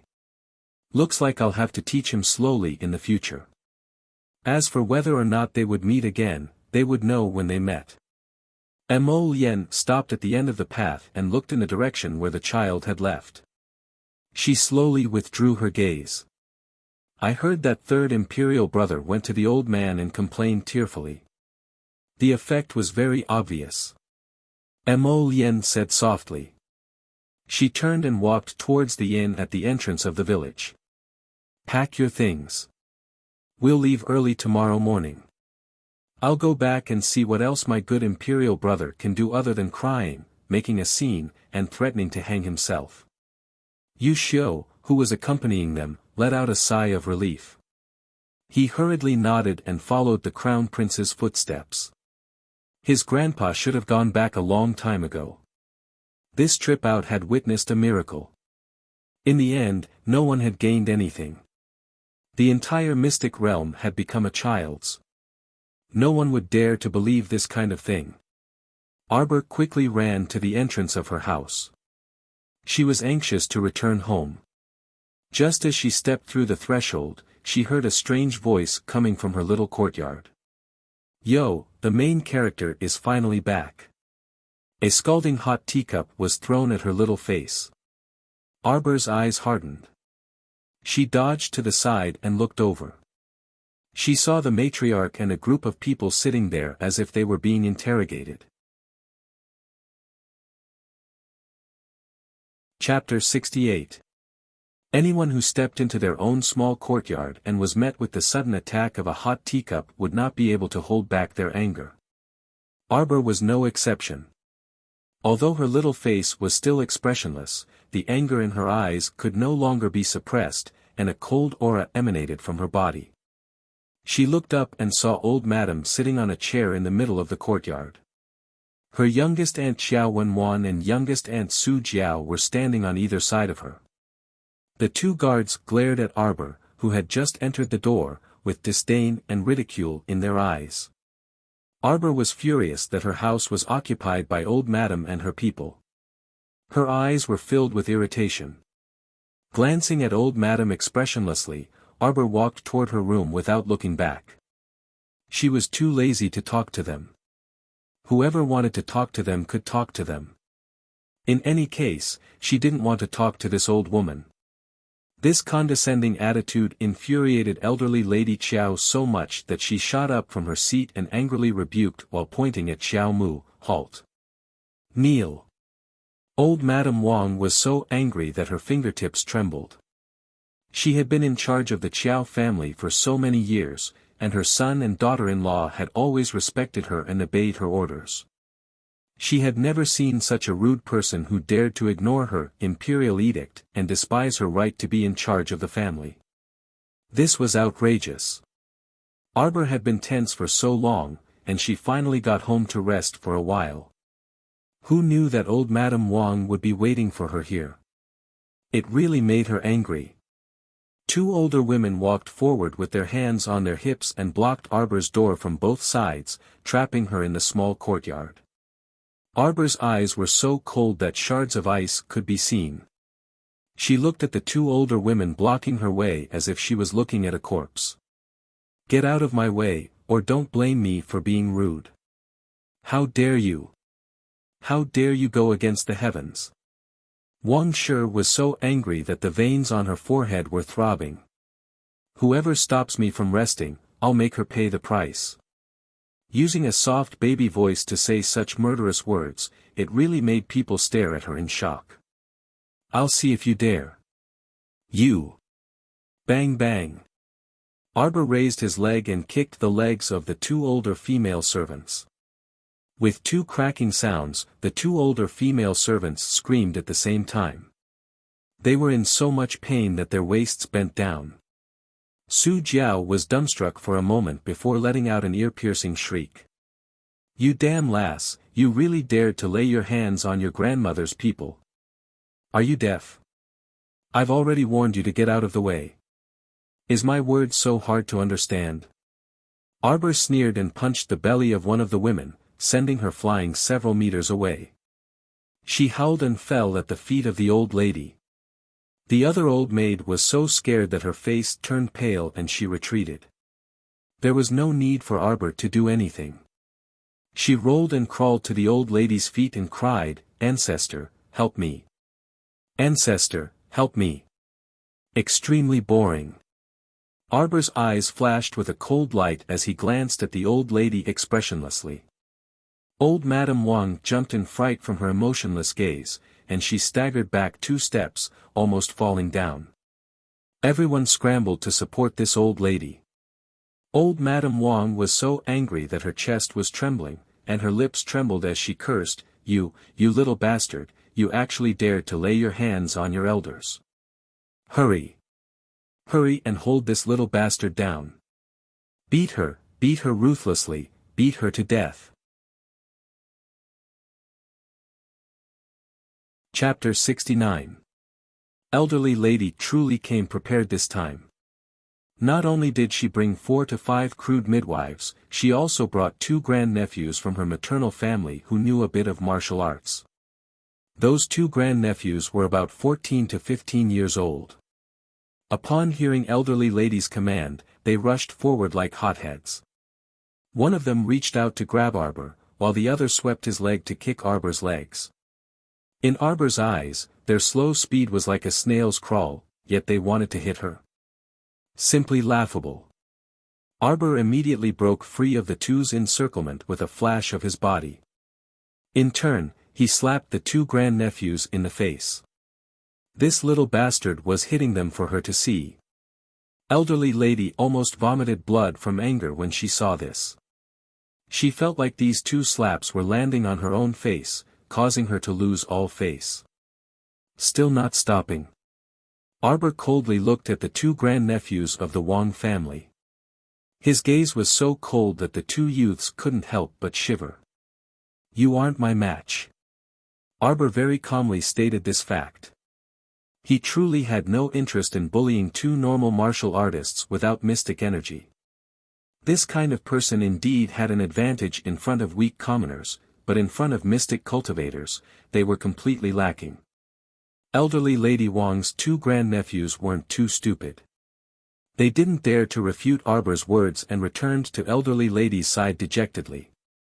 When elderly lady saw that no one could restrain Arbor, she was so angry that she directly collapsed onto the ground and wailed like a shrew. She kept saying that her descendants were unfilial and that she couldn't live anymore. Su Jiao raised a handkerchief to wipe the corner of her mouth. She slanted her eyes and secretly made an expression of extreme disdain for elderly lady. Arbor coldly glanced at the old woman who was putting on a good show and directly walked around her to the door.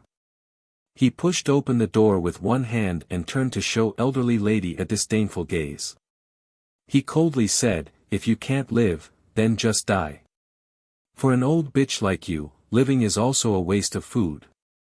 If you really want to die, then please find a sturdier pillar to ram your head against.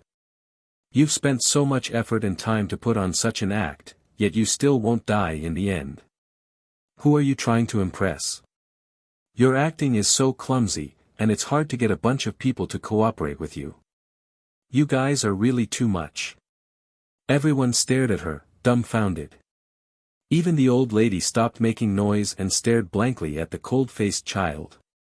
Was it possible for a child to say such vicious and cunning words? "Arbor, how dare you speak to your grandmother like that?" His father, Xiao Zhongbang, roared at the door. Xiao Mu coldly glanced in his direction before slamming the door with a bang, directly flinging the door board shut in front of everyone's eyes. "Son, I really can't live anymore." The old lady seemed to be stuck for 3 seconds. When she saw Xiao Zhongbang, she continued to slap her thigh, crying and wailing. She looked like she had suffered a great grievance, and tears streamed down her face. "Jojo, it's Jojo who's back." As soon as Wei Ziqin heard that the child had come home, she hurried back. She didn't even have time to look at elderly lady before she ran straight to her daughter's room. Arbor had just wiped her face when she heard her mother's voice. She quickly opened the door and welcomed her mother's warm hands. Wei Ziqin immediately picked Arbor up and said anxiously and angrily, "Where did you run off to for a day and a night? Your father and I had a hard time looking for you." "Mother, I'm back now." Arbor was already an adult. How could she be used to being held in her mother's arms? She quickly wriggled and slid down to the ground. She reached out and tugged at the corner of her mother's clothes. "Mother, let's talk inside." Chapter 70. How could Wei Ziqin let go of her hand? She wiped the tears from the corners of her eyes as she said, "Child, I asked your teacher Jiang. Yesterday, school ended very early, and the other students also got home early. Where did you go?" Arbor had already thought of an excuse on the way back. She changed the story of Yao Ji and company and said that she was almost abducted after school. Fortunately, she was rescued by a young swordsman, and it took some twists and turns before she was able to return. Wei Ziqin only felt that this matter was abnormally dangerous when she heard it. She quickly hugged her child and prayed for the heavens to protect her with a ghastly pale face. Arbor comforted her with a few words before someone banged on the door. Wei Ziqin hesitated for a moment before holding Arbor's hand and saying, "Yesterday, your dad brought people to search for you in and out of the village for the entire night. Actually, it's not that he doesn't care about you." Arbor faintly hummed in acknowledgement. Wei Ziqin looked at her daughter's ice-cold face and couldn't help but sigh. She could also tell that Jojo was simply indifferent to her dad these past few days. He didn't even call him Dad anymore. Ever since Su Jiao came knocking on their door and escorted Xiao Qiao to the inn to apologize to Miss Lu, Xiao Qiao practically didn't look her father in the eye. Although this child didn't say anything, her heart must have been hurt by her father. "Jojo, are you blaming your dad?" Knock knock knock knock knock. The sound of the door shaking vigorously interrupted Wei Ziqin's words. Wei Ziqin glanced outside the door a bit nervously. "Jojo, you. Don't say anything when we go out later. Mom will deal with it." Judging from elderly lady's attitude, it seemed that she wouldn't let them off if they didn't give an explanation today. "Mom." Arbor calmly looked at her mother. Her pitch-black eyes were very bright, and Wei Ziqin could see her own reflection in her daughter's clear eyes. "I've been having a strange dream every day for the past few days." Arbor's tone was quite gentle, as if he was talking about something that had nothing to do with him. "I dreamed that my sister was sent to a rich family, but no one really treated her as a human. They beat her, scolded her, humiliated her, and enslaved her every day. By the time she was 12, her sister had died. She was swept out of the house like a pile of trash. Her clothes didn't cover her body, and she lay in the pouring rain with her eyes open. Because in their eyes, she's just trash. If she dies, then so be it. There's nothing pitiful about it. Wei Zichin's pupils constricted in horror. She rushed forward and covered her daughter's mouth. She shook her head vigorously and said, "No, no, Jojo, how could you have such a terrible dream? This was a dream, just a dream. Mother has already decided that no one can take Shaolin away from us. Mother has decided that no one can take my child away from Mother's side. Even your grandmother can't make decisions for Mother." Arbor reached out and pulled her mother's hand away. The corners of her mouth twitched, and she tried to show a stiff smile. "I think so too, Mother. No one can make decisions for themselves and decide Shaolin's fate. I'll be responsible for her life until the end. Mother, this time, Jojo will be the one to protect you." Wei Zichin's face was already covered in tears. She didn't know why she was crying, but she felt suffocated in her chest, and her tears flowed uncontrollably. She was a mother. She couldn't be weak. If she backed down, her daughter would have no way out. Wei Zichin held Arbor's hand tightly. She stood up with a determined expression and pulled the door open. Chapter 71. Arbor silently followed behind her mother and followed her into the courtyard. Elderly lady had stopped crying for the time being, and she pretended to wipe her tears as she furtively cast sidelong glances at the mother and daughter pair. "Arbor!" Xiao Zhongbang roared angrily. When he looked up to see his wife shielding his daughter behind her as though she was afraid that he would eat her up, he couldn't help but be angered to the point that his heart ached. What did his wife mean by this? Could it be that she would tear apart and eat her daughter? Elderly lady. Wei Zichin poked the soft knife in a manner that was neither servile nor overbearing as she dryly said, "May I ask why you brought so many people here in such a grand manner? The child is still young and can't take fright easily. If she's frightened to death, who can compensate me with a good daughter?" Elderly Lady Qiao's eyes instantly turned round, and she scrutinized Wei Zichin again as though she didn't recognize her daughter-in-law. Wei Zichin had been married into the family for so many years, but she had never called her elderly lady, in a cold and sarcastic voice like today. "Eldest sister-in-law, what kind of attitude is this?" Su Jiao immediately interjected, "From the looks of it, you probably don't know that your child nearly angered Mother to the point of fainting just now. Do you know what your child called Mother just now?" I'm too embarrassed to say it out loud." "Old bitch," Arbor coldly replied. Everyone stared at her, dumbstruck, as though they didn't recognize this child. Xiao Zhongbang flared up on the spot and raised his hand to slap Arbor's face as he glowered at her. "Shut up." Arbor didn't dodge and merely stared at her father with a bone-chilling gaze. That serene and chilly gaze made Xiao Zhongbang's heart tremble slightly, and his hand involuntarily froze in midair, unable to swing down anymore. "It's good that all of you are here today." Arbor's gaze swept across everyone's faces. "Wait a moment. We'll talk when everyone is here." Everyone in the yard was silent. It took a long time for the old lady to find her voice again. She pointed at Arbor and said in a trembling voice, "Rebel, rebel, rebel." Xiao Zhongbang looked at his mother, who was trembling with anger, then turned to look at his daughter, whose face was as cold as ice. He couldn't help but let out a long sigh. "Third great-grandfather and old village chief are here," the 10-year-old Xiao Hu called out and ran into the courtyard. "Thank you for your hard work, Brother Hu." Arbor nodded slightly at Xiao Hu, then bowed to the Qiao family elders and the village chief who had just entered. "Third great-grandfather, Grandpa Village Chief. Today, I invited the two of you here because I need the two of you to bear witness to something. Grandmother was not kind. She repeatedly targeted the two of us. She ignored my mother's wishes and insisted on selling my younger sister to a rich family. She tried in vain to break up our family and make us suffer so much that we wished we were dead. Secondly, he didn't care about my life and forced me to risk my life many times. This time, he actually brought people to our door to capture me. I'm so young and fearful. I don't know how I've become an eyesore to grandmother.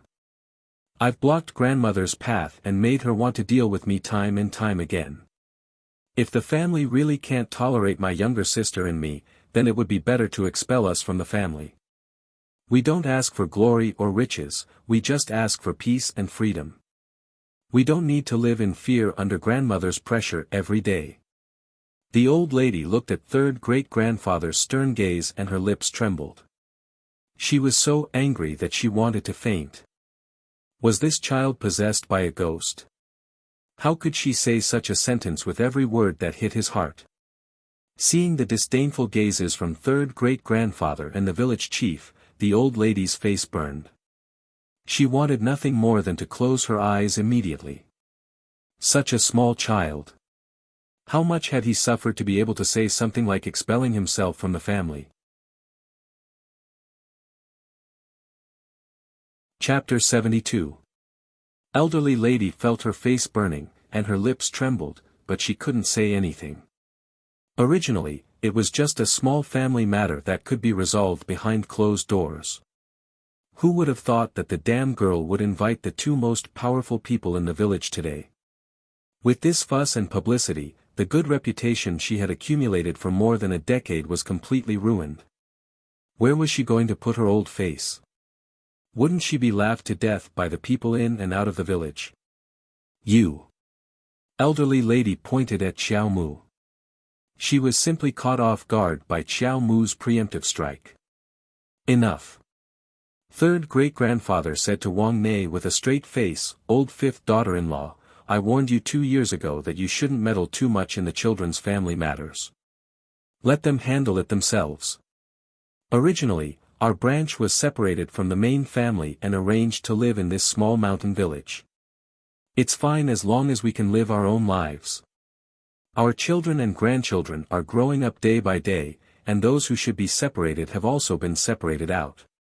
Let them fly and live their own lives, and you can also have more leisure. Ever since old fifth passed away, I also know that old fifth daughter-in-law hasn't had it easy, but you have to meddle in the younger generation's matters for everything. Aren't you tired? I think Jojo, this child, is quite good and promising.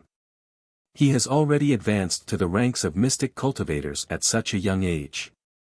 His future is limitless, the old village chief also interjected from the side.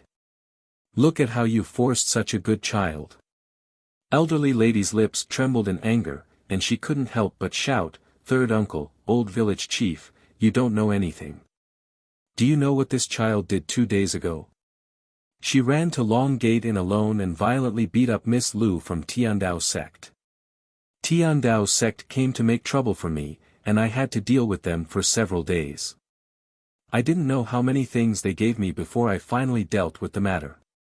After sending away that great Buddha from Tiandao sect with great difficulty, I finally took the time to come over today. I didn't even have time to teach this child who doesn't know the immensity of heaven and earth a lesson before you two came over. Grandmother, you clearly came today for younger sister's matter, so why are you implicating me now? Although Wu Yanjun, that middleman, has gone missing, didn't you directly find that family and negotiate this transaction? You're talking nonsense, Wang Shi said guiltily. How could Arbor not know this expression? She was just trying to trick her, but she didn't expect the old lady to be so gullible and give herself away. Grandmother, Shaolin also calls you grandmother. How could you sell your sister for such a small amount of money? Could it be that when you dream in the middle of the night, there aren't any malicious ghosts crawling up from the ground to walk to your bed and drag you back to the 9 hells purgatory to be punished? Xiao Mu's chilly words were filled with boundless ghostly energy. Wang Shi was so scared that her body trembled. How could Wei Ziqi not understand? She rushed forward and picked up Xiao Lin, who was being held by Su Jiao.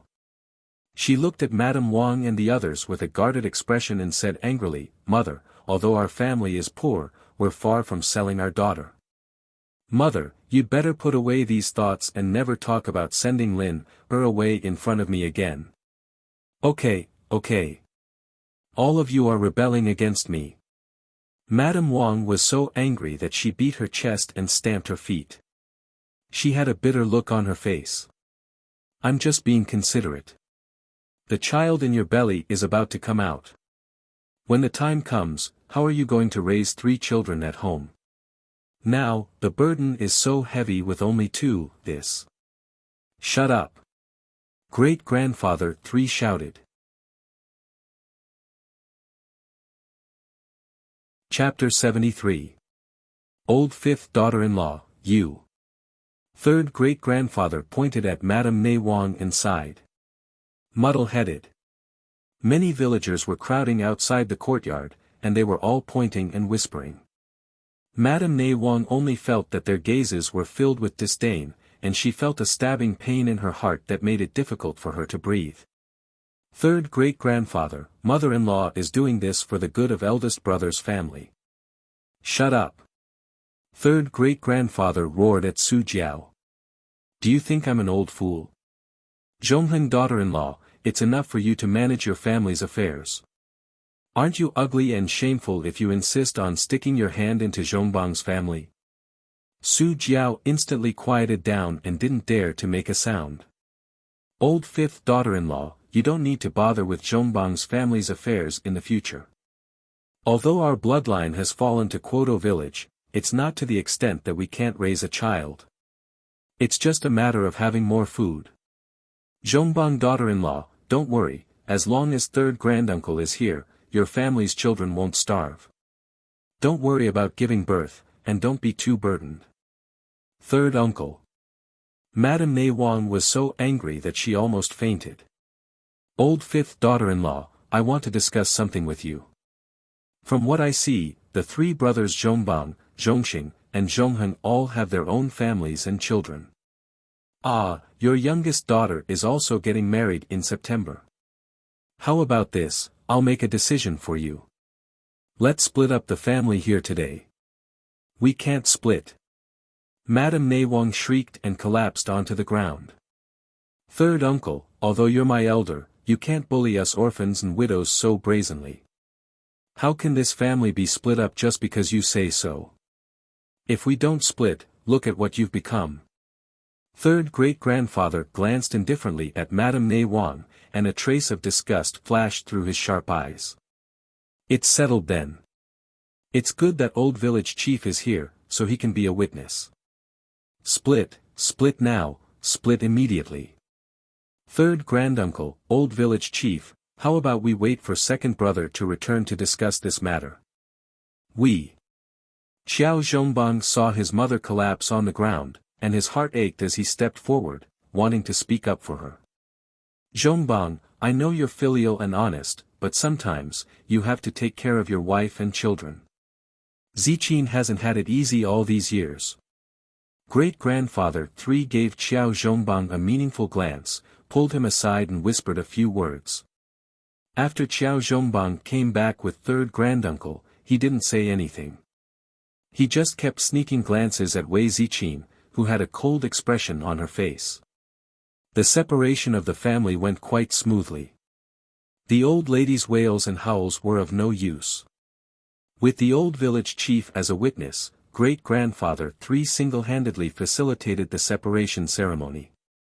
He even took out the document and remembered it clearly. Arbor curled the corners of his mouth.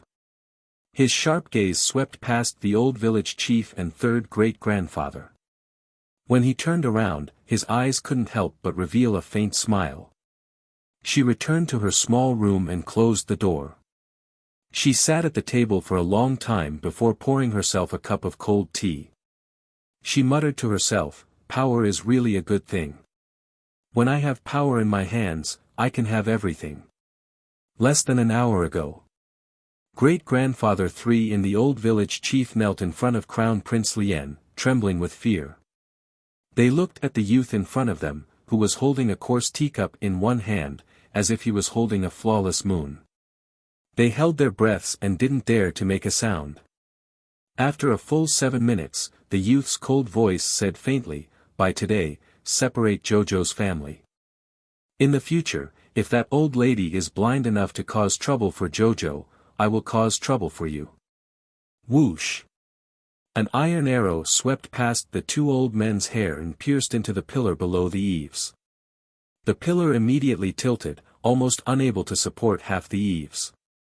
"I wonder if the 18 people in your two families are enough for me to cause trouble 3 times.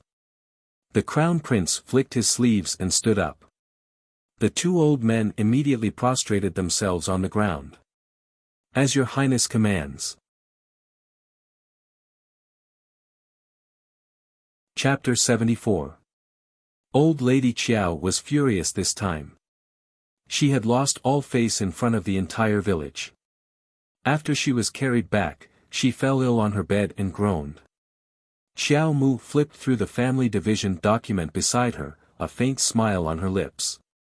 After she hid the document, she took out the gold-beaded talisman pen she had snatched from her apparition.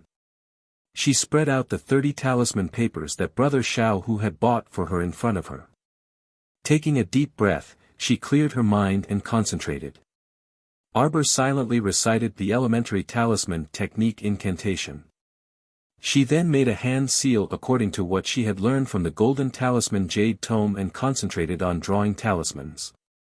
She had used up all the strength talismans and speed talismans on Hulun Mountain, so she needed to replenish some. Fortunately, she was now very familiar with drawing strength and speed talismans. In less than an hour, she had finished drawing 10 strength and speed talismans. What surprised her was that when she finished drawing the last strength and speed talisman, she clearly saw a faint blue halo on the talisman paper. Unlike the other 18 talismans that emitted a faint yellow light, these 2 talismans were covered in a layer of blue light. Xiao Mu naturally didn't know what was going on. She could only make a last-minute effort and release her mystic sense into her conscious to check the golden talisman jade tome. She watched as the second jade slip, which had originally shrunk into a ball, flew towards her and transformed into a thin golden book in front of her eyes. The book's pages were very wide, and every word in the book was the size of a fist. They jumped and floated in front of her eyes. Actually, when she opened the golden talisman jade tome for the first time, a large amount of information had already entered her mind. However, she felt that it would be faster to use her profound sense to flip through the golden talisman jade tome rather than blindly searching for information in her mind.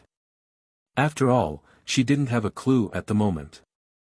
It was very strenuous to search for information in her mind that she didn't know at all. At this moment, her apparition was squatting on the ground with the golden book in her arms. Arbor's mouth twitched as she glanced at her and used her mystic sense to quickly scan the contents of the second jade slip. According to the book, there were 4 types of talismans: ordinary yellow talismans, fine blue talismans, peerless purple talismans, and saint gold talismans. The strength talisman and speed talisman that she had just drawn with blue light were fine blue talismans. The quality of the blue talisman was much higher than the yellow talisman. The talisman power it contained was twice as much as the yellow talisman. The level of talisman power directly affected the duration of the talisman. As for the blue talisman, it was twice as long as the yellow talisman. In other words, a talisman that could only sustain one's combat strength for 5 minutes could now last at least 10 minutes. Beginner-level talismans may not have a requirement for quality. However, when it came to intermediate-level talismans, advanced-level talismans and other high-quality talismans, the benefits of doubling the time enhancement could be seen in minutes. The funny thing was that the book also said that the path of a talisman master was filled with unimaginable hardships and dangers. Just to draw a high-quality blue talisman, one had to spend a lot of time, energy, and money. Talisman masters had to practice for at least 3 years before they could draw a few blue talismans. Therefore, for someone like her who had never drawn more than 100 talismans, to suddenly be able to draw a blue talisman was really a stroke of luck. What 3 years? She hadn't drawn one in 3 days. The strange thing was, she always felt that when she held the brush in her hand, there was an indescribable feeling of smoothness when drawing talismans. Even if she was a bit unfamiliar at the beginning, she found that familiar feeling after drawing 10 talismans. It was as if she had drawn thousands of talismans before. Just as her mystic sense was about to withdraw, the golden book turned into a jade slip and flew back to its original place with a whoosh. A few more talisman papers floated down from the air. Arbor withdrew from her conscious and fished out the new talisman papers to take a look. There were a few new demonstration-level elementary talismans. Chapter 75. Peace Talisman, seek good fortune, avoid calamities, and resolve difficulties. Beginner-level yellow talisman can ensure one day's safety. Calming Talisman, for 2 hours, one can quickly concentrate and calm down, achieving the goal of doubling the mystic energy from the outside world. Dizziness Talisman, dizziness for 5 minutes.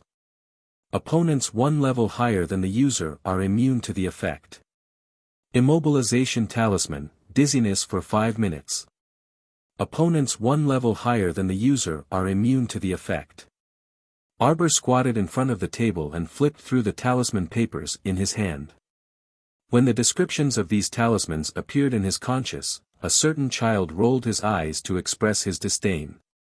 Every single one of them was so fucking useless. What was the use of a peace talisman to ensure one day's safety?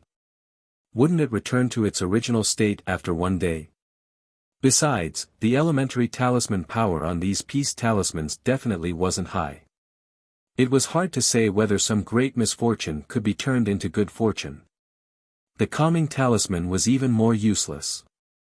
What could it do in 2 hours?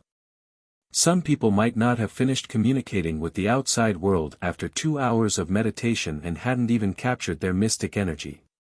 What was the use of doubling it? As for those dizziness talismans and immobilization talismans, little Jojo really didn't want to ridicule them.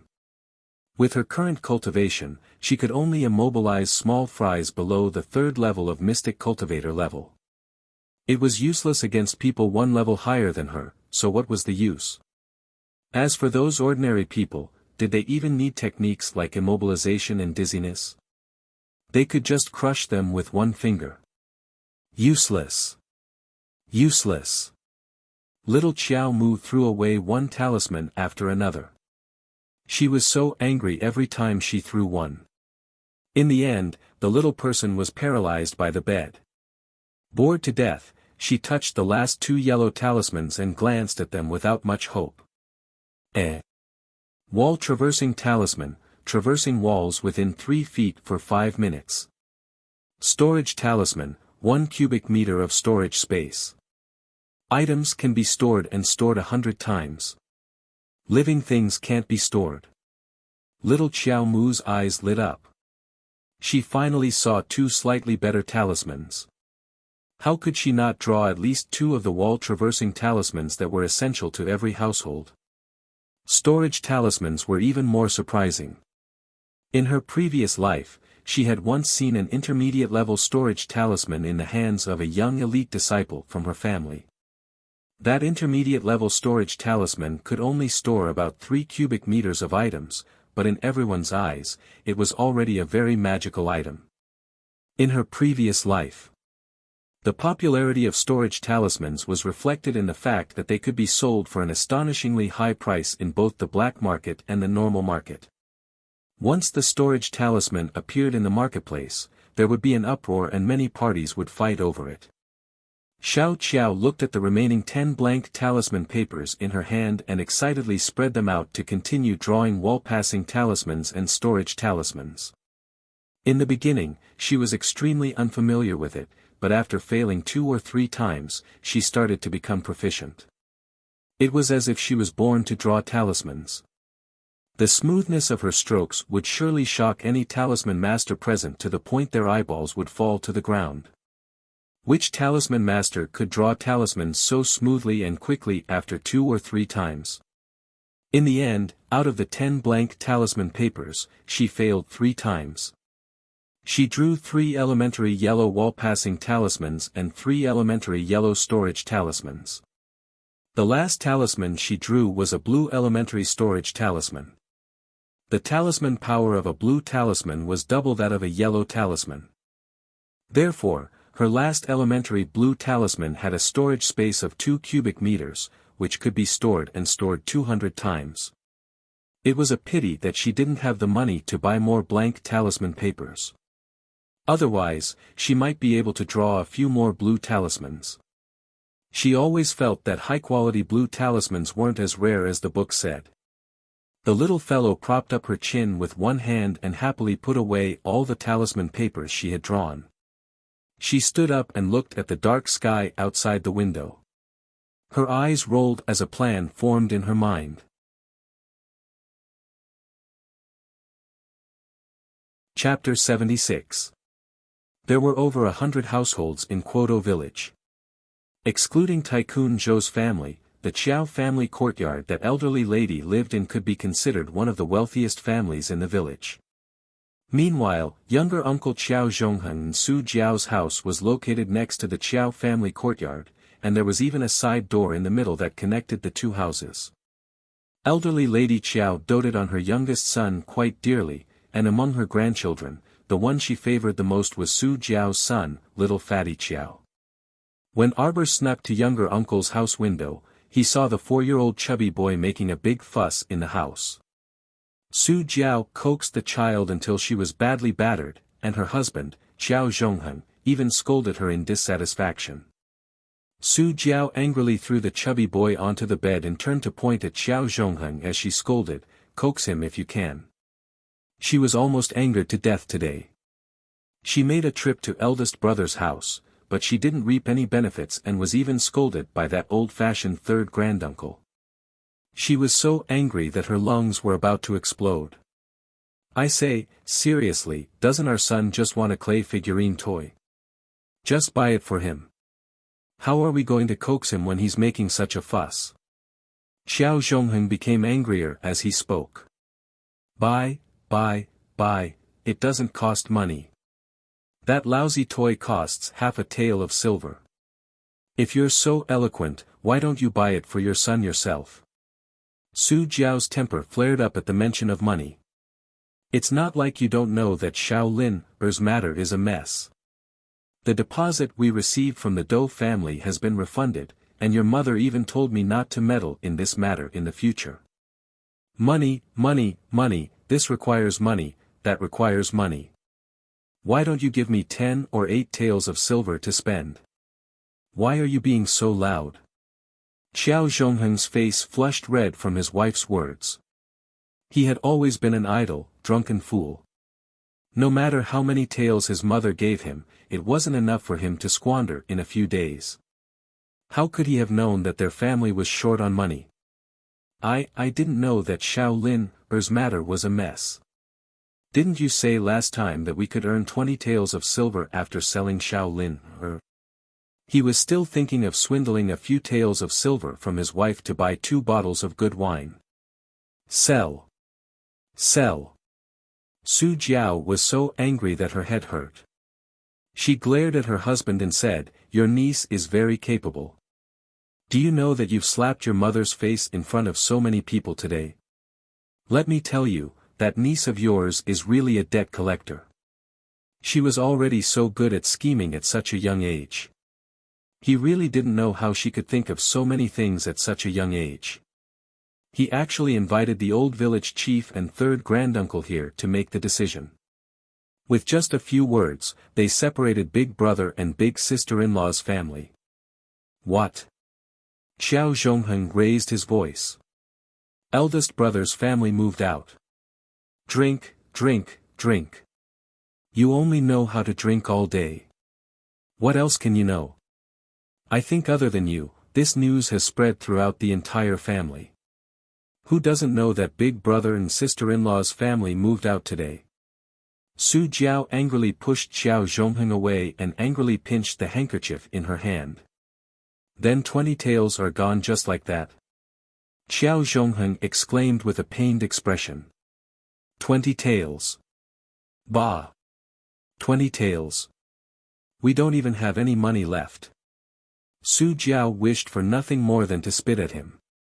Why did she marry such a good-for-nothing? She was so angry that her heart ached, and she directly fell asleep on the bed after pulling the blankets over her. Xiao Zhongheng shouted at his son and blew out the lamp before going to bed as well. He hugged Su Jiao with a drooling face and asked, "Wife, are we just going to let our 20 taels go like this? I know that you have big ideas and are smarter than me. You should think of something." Chapter 77. How could Su Jiao be resigned to this? She was also trying to think of an idea with her insides burning. Although Xiao Zhongheng was a good-for-nothing, as long as he wanted to, his ability to smear honey with his mouth was top-notch. He could soften Su Jiao with just a few words. After the two fooled around like this for a while, Xiao Zhongheng fell into a deep sleep, but Su Jiao tossed and turned, unable to fall asleep as she thought about those 20 taels of silver. Arbor, who had been hiding under the eaves and eavesdropping for a long time, had long been so angry that his fists were tightly clenched. Her guess was right. Su Jiao really did play tricks on Shaolin Per. No wonder she had been so enthusiastic and diligent in coming to their house to persuade their mother to send Shaolin her away as soon as possible. It turned out that she could still fish out 20 taels of silver as a reward. 20 taels. Her pitiful younger sister's life was only worth 20 taels in Su Jiao's eyes. If she hadn't added fuel to the fire in her previous life, Shaolin wouldn't have been taken away by Wu Yanjun so smoothly. This damn woman. Arbor took out a wall-passing talisman from his pocket and tore it open, a cold glint flickering in the depths of his black eyes. Su Jiao rolled over on the bed again and lamented to the wall. She couldn't think of any good ideas after thinking for most of the night, so she was truly at her wit's end. But she really couldn't bear to give up those 20 taels of silver just like that. It was all that damn child Arbor's fault. If he hadn't interfered, eldest sister-in-law would have long handed Shaolin over and there wouldn't have been so much trouble in the aftermath. Su Jiao rolled over again and opened her eyes with a dry mouth. Just as she was about to pour a cup of water from the table, she suddenly saw a shadow float past her eyes. She instantly quivered in fright, and all her drowsiness disappeared without a trace. She sat upright like a spring and shouted in fright, "Who's there?" Xiao Zhongheng, who was sleeping soundly, groaned like a dead pig.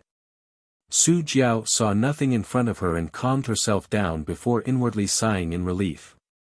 She only knew that she was too nervous after sleeping in the middle of the night. She didn't want to drink any more water, so she lay down and turned over. Then, her eyes suddenly widened, as if they were about to split open. Looking at the half-drooping face in front of him, his heart almost jumped out of his chest. Her brain was dead for 3 seconds before she finally realized what was happening in front of her. She let out a shrill scream, scaring Xiao Zhongheng into sitting up in his sleep. "What's wrong, what's wrong?" Xiao Zhongheng glared at Su Jiao and said angrily, "Why are you screaming in the middle of the night?" Su Jiao pointed at the back of Xiao Zhongheng's head. Her lips were trembling, and her eyeballs were about to pop out of their sockets. She stared fixedly at the ghastly pale face on the wall as it retracted back into the wall bit by bit before disappearing. Xiao Zhongheng looked back. There was nothing but a wall. Face. Su Jiao shuddered, her entire body trembling. What face? Xiao Zhongheng, who hadn't seen anything at all, was baffled. Ghost. Su Jiao's eyes rolled back, and she fell down stiffly. Arbor wiped away the dust smeared on her face and turned to look at the brightly lit Xiao Zhongheng's house. The corner of her mouth hooked up coldly. "You're scared already? The good days are still waiting for you guys."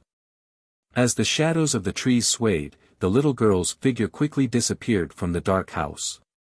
There was only a faint breeze that blew by and scattered the leaves on the ground. Early the next morning, Arbor was woken up by the sound of goods being unloaded outside. Her spirits were roused, and she jumped up. She carelessly wiped her face and ran outside. She bumped into Wei Ziqin, who asked curiously, "Jojo, there's a group of people outside saying they're here to deliver goods to you."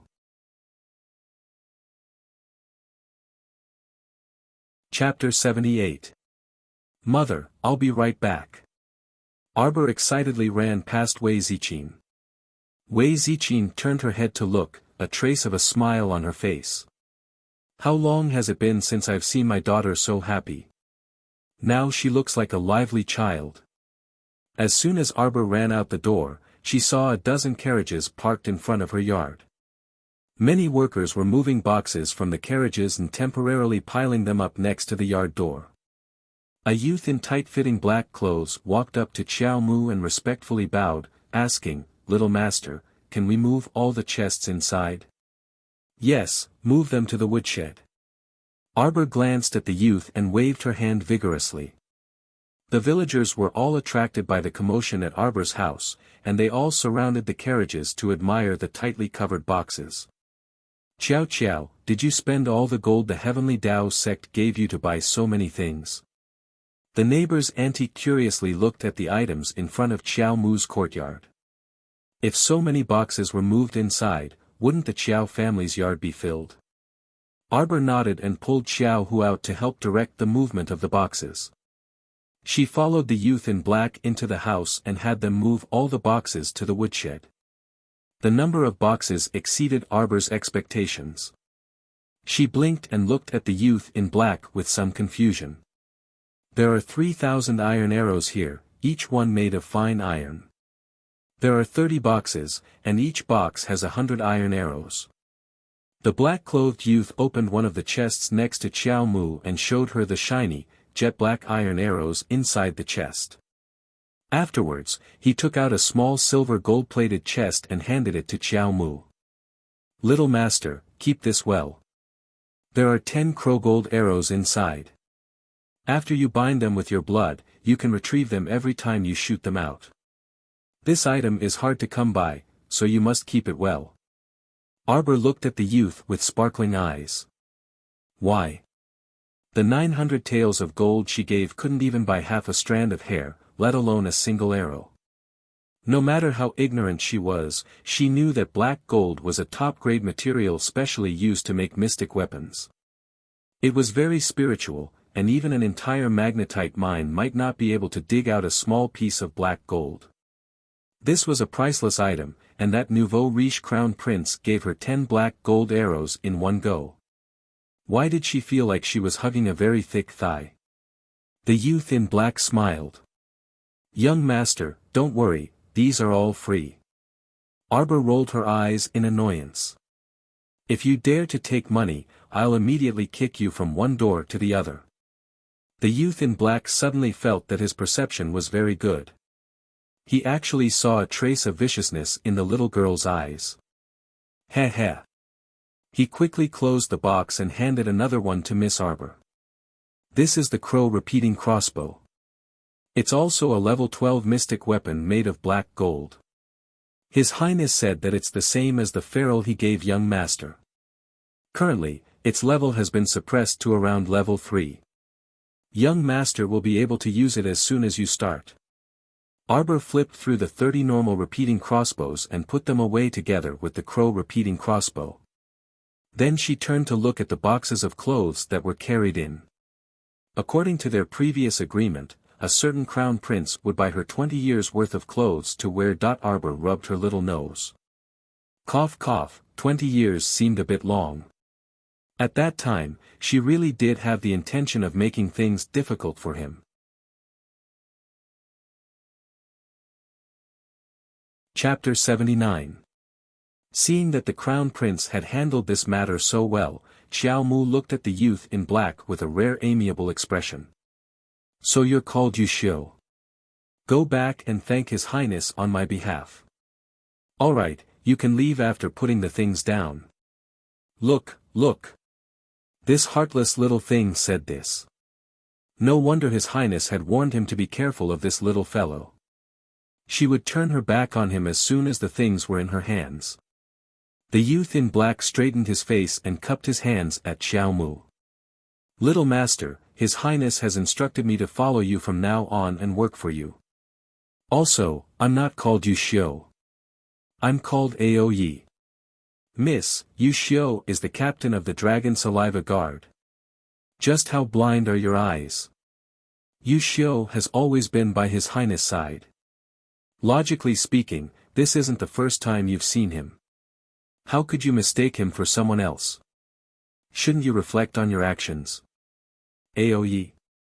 Xiao Mu looked at the handsome youth in black curiously and asked in a small voice, "Is it because you often stay up late that your crown prince gave you such an unreliable name?" Ao Yi, haha. "Miss, you guessed wrong. That's not the case. I'm a member of the Night Pavilion. Every member of the Night Pavilion has the word Yi in their name." Oh. Xiao Mu turned her face away with disinterest. She wasn't interested in asking him what the Night Pavilion was. It was probably the power of that nouveau riche crown prince. "Do you know how to drive a carriage?" Ao Yi. "Why does it feel like I'm following Miss for the rest of my life?" There was a commotion outside the courtyard. Arbor frowned. "Stay here and look after the things. I'll go out and see what's going on." "Yes." Ao Yi cupped his hands. Xiao Mu walked out of the door with her small paws behind her back with a solemn expression. She saw a familiar-looking red-clothed young girl around 12 to 13 years old nimbly rummaging through several wooden chests while continuously clicking her tongue in amazement. "Mother, look at this satin. It's so soft and comfortable to the touch. I've never seen such high-quality material. It's enough to make me 2 dresses and several handkerchiefs. Yes, yes. If our Ying Chun were to wear this set of satin, she would definitely surpass Tian Xian Er." Ha ha ha. A woman in her 30s or 40s popped out from the side and picked up the silver-threaded satin in Xiao Yingchuan's hands. She giggled and continuously gestured to her daughter's body. Heavens, did Xiao Zhongbang's family become rich? There were so many carriages of silk and satin that her eyes were dazzled. It would be even better if she could carry all these back. The woman's face was full of smiles. The workers who were moving the boxes looked at the mother and daughter who were talking to themselves helplessly. They muttered, "That's not it. Young miss, she. Ah, what's in this little box?" Xiao Yingchuan's sharp eyes saw a young maidservant about 10 years old dressed in a small turquoise robe alighting from the carriage. Her gaze then landed on the rosewood box in the young maidservant's arms. Eh? The little girl jumped in fright. Seeing that Xiao Yingchun was about to snatch it away, she hastily shielded it against her chest as if she was protecting her food. She tightly clutched the box and refused to let go as she shouted, "Why quickly let go? This isn't for you. This belongs to our young master. Hurry and let go. Let go. Let me see what it is." Xiao Yingchuan's eyes were practically glued to the box. Taking advantage of the fact that she was taller than the maidservant, she went forward and snatched the box from the little girl's hands.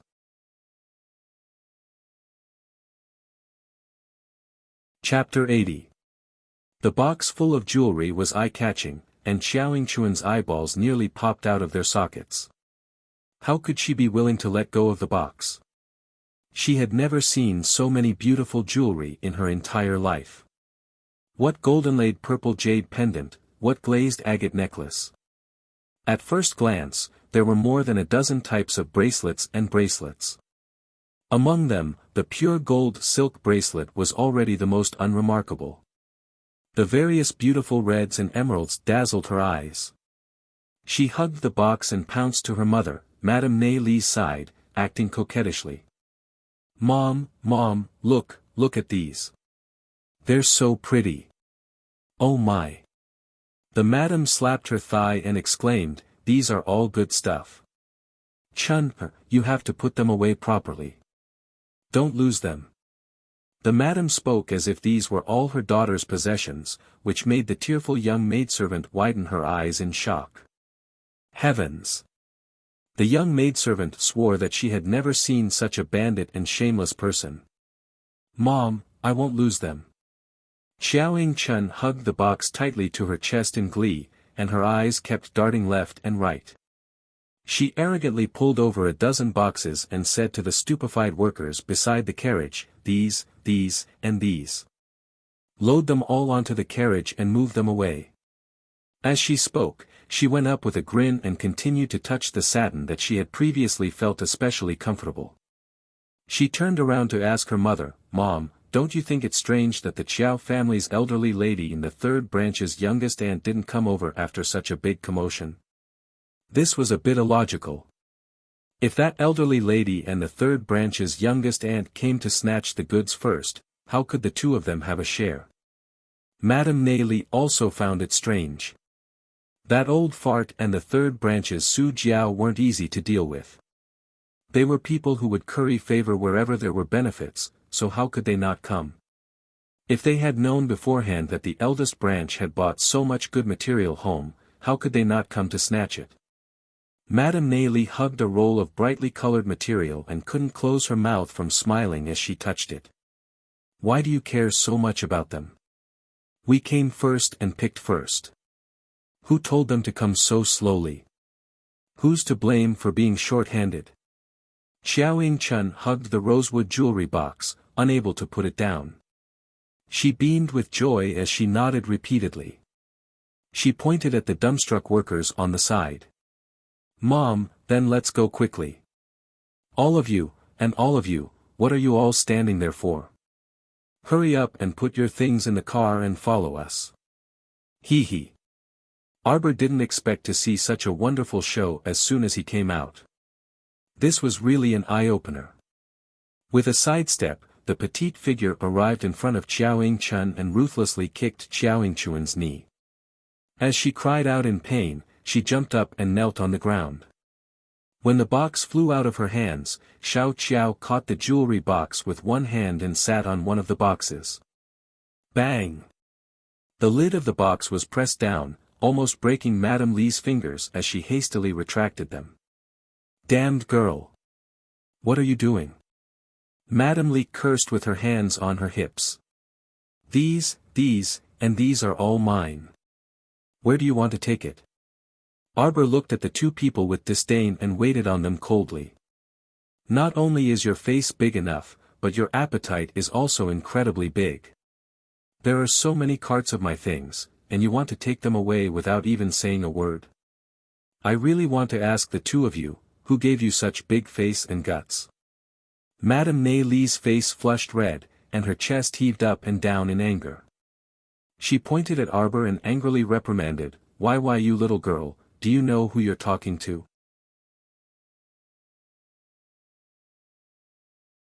Chapter 81. What's your surname? Little Qiao crossed her legs, and her gaze turned even colder as she stared at the woman. These people were truly interesting. They didn't look like fools, so how could they not know how to conduct themselves?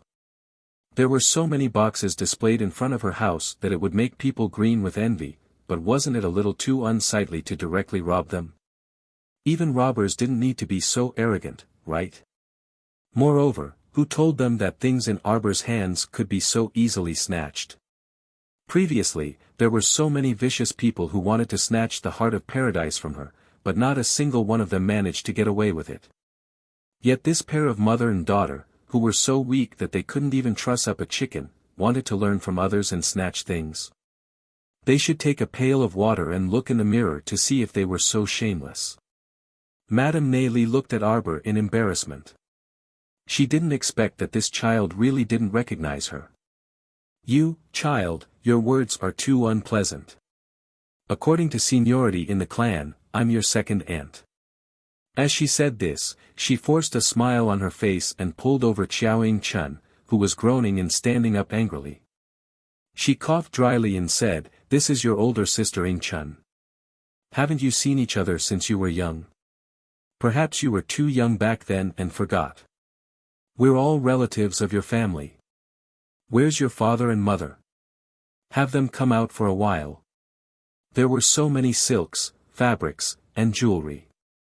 No matter what, a portion should be given to the mother and daughter, right? They were all relatives of the same family, and they were such close villagers. It wouldn't be right if they didn't share some with the mother and daughter, right? As Madame Naley thought this, she put on a fake smile and retracted the anger on her face.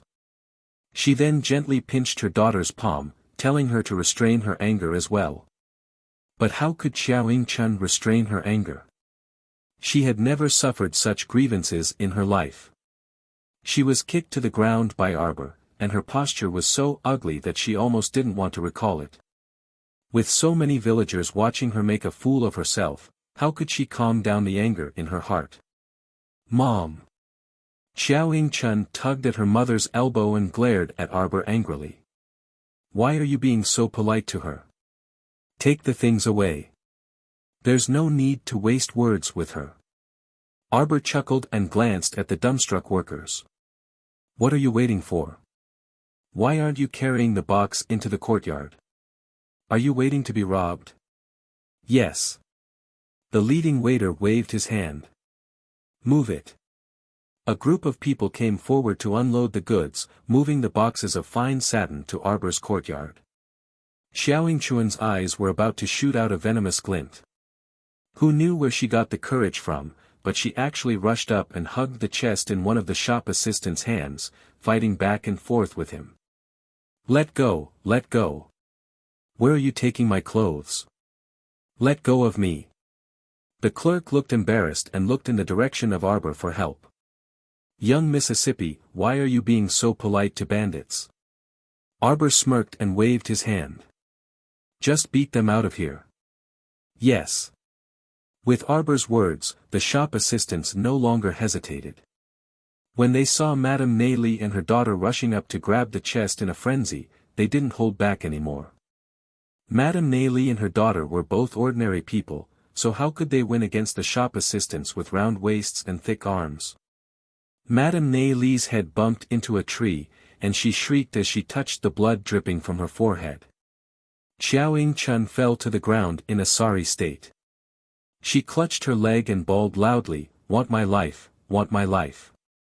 Madame Naley also responded by wailing like a ghost and howling like a wolf, "Miss Xiao killed someone, killed someone."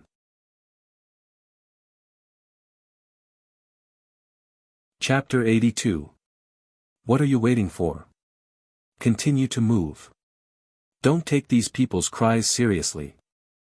Arbor indifferently swept a glance at the workers, then his disdainful gaze swept past the crying mother and daughter pair sitting on the ground. When Madame Li saw the surrounding villagers pointing at them and laughing at them, she couldn't help but feel embarrassed. She got up from the ground and pounced toward Arbor's courtyard like a hungry tiger. Stop her! Arbor sternly shouted. The two workers guarding the courtyard's entrance raised their arms and blocked Madame Li's path. Madame Li pushed their arms and scratched and kicked them. Xiao Zhongbang, Wei Ziqin, come out. I want the old madam to be the judge of this. We're all relatives, so is there a need to take things to such extremes? Wei Ziqin ran out when she heard the commotion at the courtyard's entrance. No matter how much she wanted to ignore it, she couldn't completely pretend to be deaf and mute. Wei Ziqin couldn't help but nervously wipe her hands when she saw Madame Li acting like a lunatic. She looked up at her daughter. Xiao Mu returned her a reassuring gaze before saying faintly, "Mom, don't mind them. Your daughter, bought these things with real gold and silver. I earned them by risking my life to guide you through Hulun Mountain." Wei Ziqin panicked at the mention of Hulun Mountain. She recalled how her daughter had led the Tiandao sex people up the mountain that day and how she had been on tenterhooks waiting at the foot of the mountain. Her heart couldn't help but tighten. She nodded and said, "Mother knows." She turned to face the two workers blocking the way and said to Madame Li, "Second sister-in-law, our family's Jojo risked his life to buy these goods. As parents, we can't ask our daughter to take these things. In other words, outsiders shouldn't even think about it." Madame Li was so angry that her eyes turned red. She shouted, "How can you say that? What are you talking about? Look at how your courtyard can barely fit these boxes. What's wrong with sharing a few with us? We are all relatives of the clan. Do you really have to be so ridiculous as to disown your own family? Second sister-in-law, these are all things that Jojo exchanged for with his life. She has the right to use them." Wei Ziqin said with a serious face, "Second sister-in-law's family has always been well off. They don't have to worry about food and clothing. I don't think they would extend their hands so far to my daughter." This Madame Li usually flaunted her family's wealth and happiness in front of the villagers. Who would have thought that she would actually do such a shameless act of robbery today? Many of the villagers who saw this secretly laughed in their hearts. Madame Li's lips trembled as she watched the boxes being carried away in front of her eyes. Her heart felt like it was about to bleed. It was true that her family was wealthy, but she had never been so extravagant and wasteful. She bought hundreds of boxes of clothes and satin. As for those expensive jewelry, she didn't even want to think about it. It was already good enough that she could add a few silver jewelry every year. Madame Li was so angry that she felt dizzy. Xiao Ying-chun stared at Arbor's back and screeched, "Jewelry box, my jewelry box." Arbor ignored the two of them and directly carried the rosewood box into the courtyard. Accompanying him was a little servant girl who followed suit. She couldn't be bothered to waste her breath with these two idiots. She didn't really like the jewelry the nouveau riche crown prince gave her, and she didn't have the hobby of wearing it on her head like a peddler. However, this didn't mean that she, Arbor, would allow others to take advantage of her Arbor's things. Especially those idiots, it was even more impossible.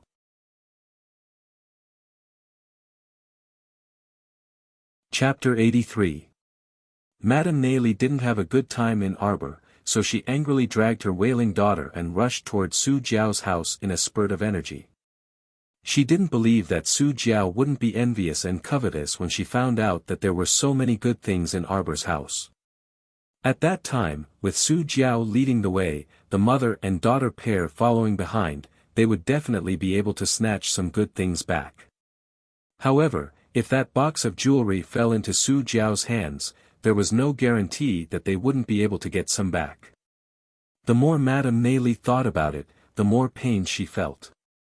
However, she couldn't hold back the anger in her heart and went straight to Su Jiao's house. As soon as she entered the courtyard and called out, "Big sister Su Jiao," a basin of dog blood splashed onto her head. Madame Neili was immediately dumbstruck. The delicate Miss Xiaoyingchuan's cheeks were also stained with 2 drops of dog blood, and she immediately shrieked as if she had been stained with some corrosive liquid. She covered her face with one hand and continuously smeared the blood, her eyes revealing a terrified expression. Madame Neili was also shocked.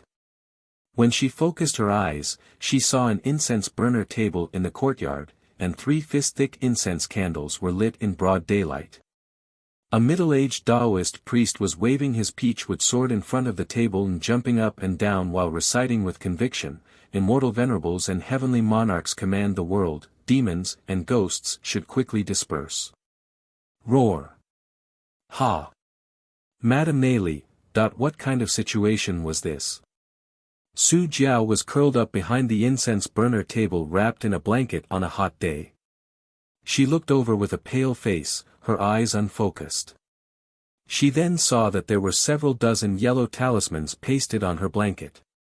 Her hands, feet, and even her forehead were covered in talismans. She looked extremely strange, as if she was possessed. When Madame Neili saw that the situation wasn't good, she immediately grabbed her daughter's hand and hastily escaped from the courtyard without even greeting Xiao Zhongheng. She then walked toward the elderly lady's house next door. Unlucky. Who knew if the demonic aura on Su Jiao's body would spread to them? For safety's sake, they should stay as far away as possible. No wonder Su Jiao didn't go to Arbor's house to snatch things today. It turned out she was possessed and couldn't go out. However, elderly lady was also strange today. Su Jiao's home was connected to elderly lady's home, so it was impossible for elderly lady not to hear any commotion when Su Jiao had already caused such a ruckus. Madame Li held her daughter's hand and, with a head full of dog blood, chatted with the gatekeeper for a long time before finally entering the matriarch's home. Madame Li inquired about the matriarch's condition and found out that the matriarch had been sick since last night. Madame Li came to a sudden realization. She was wondering why elder lady Qiao, with her mean and greedy personality, wouldn't not act upon hearing the news. So it turned out that she was as unlucky as Su Jiao. One was possessed while the other fell ill. Madame Li pulled her daughter to the matriarch's room. She didn't even wait for the old maidservant to finish announcing her arrival. Madame Li howled, "I-oh, my old lady," and rushed into the room. Madame Li lay in front of the matriarch's bed and howled loudly, but she didn't shed a single tear.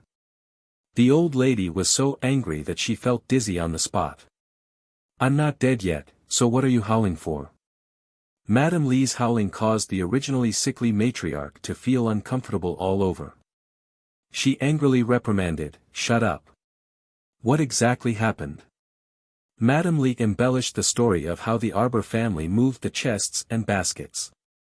As she spoke, she paid attention to the matriarch's expression. However, she saw that the matriarch's expression was very calm, as if she didn't care about those goods at all. The sky was really going to rain red soon. Elder lady was actually so strange today. Shouldn't she have jumped up on the spot and gone to Arbor's house to snatch the goods? How could elder lady Qiao be calm? She was so angry that she almost fainted. However, the Arbor family had separated last night, so no matter how much she wanted to extend her hand, she couldn't reach out to her granddaughter who had separated from them. After hearing Madame Li's instigation, elder lady Qiao suppressed her belly full of anger. She frowned and persuaded Madame Li with a few words before impatiently sending Madame Li back to wash off the dog blood on her body. The smell of dog blood almost made her vomit. When Madame Li saw that the matriarch had actually given up on such a large amount of property, she immediately felt that it was a bit inconceivable. When she was sent out by the matriarch, Madame Li kept muttering about strange things.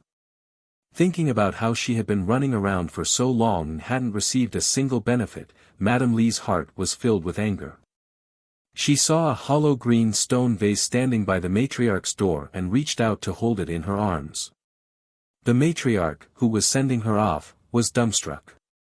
Madame Li held the vase and muttered, "Old madam, then I'll be leaving first. Take care of yourself." She pulled her dissatisfied daughter and walked out of elder lady Qiao's courtyard. The matriarch turned around and told elder lady Qiao. The matriarch was so angry that she smashed a cup on the spot. This long-lived woman really didn't let go of any opportunity to pluck feathers from a goose. She didn't even let go of the vase at the door.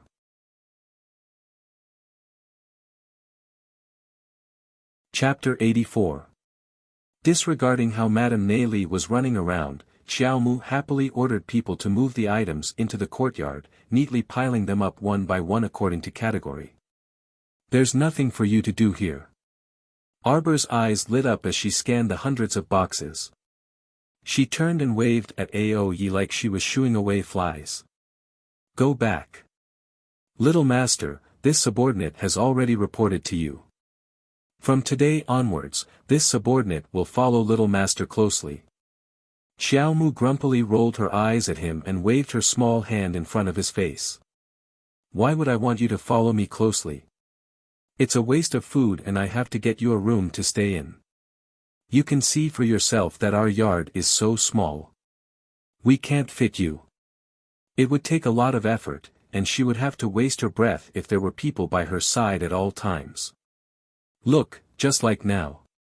Originally, she had sent these people away and could already count the resources on her own. Now that they were here, how was she going to take out the heart of paradise to open the mystic realm? She was so angry. She didn't want to talk at all. The little fellow glared at Aoyi like a tiger eyeing its prey.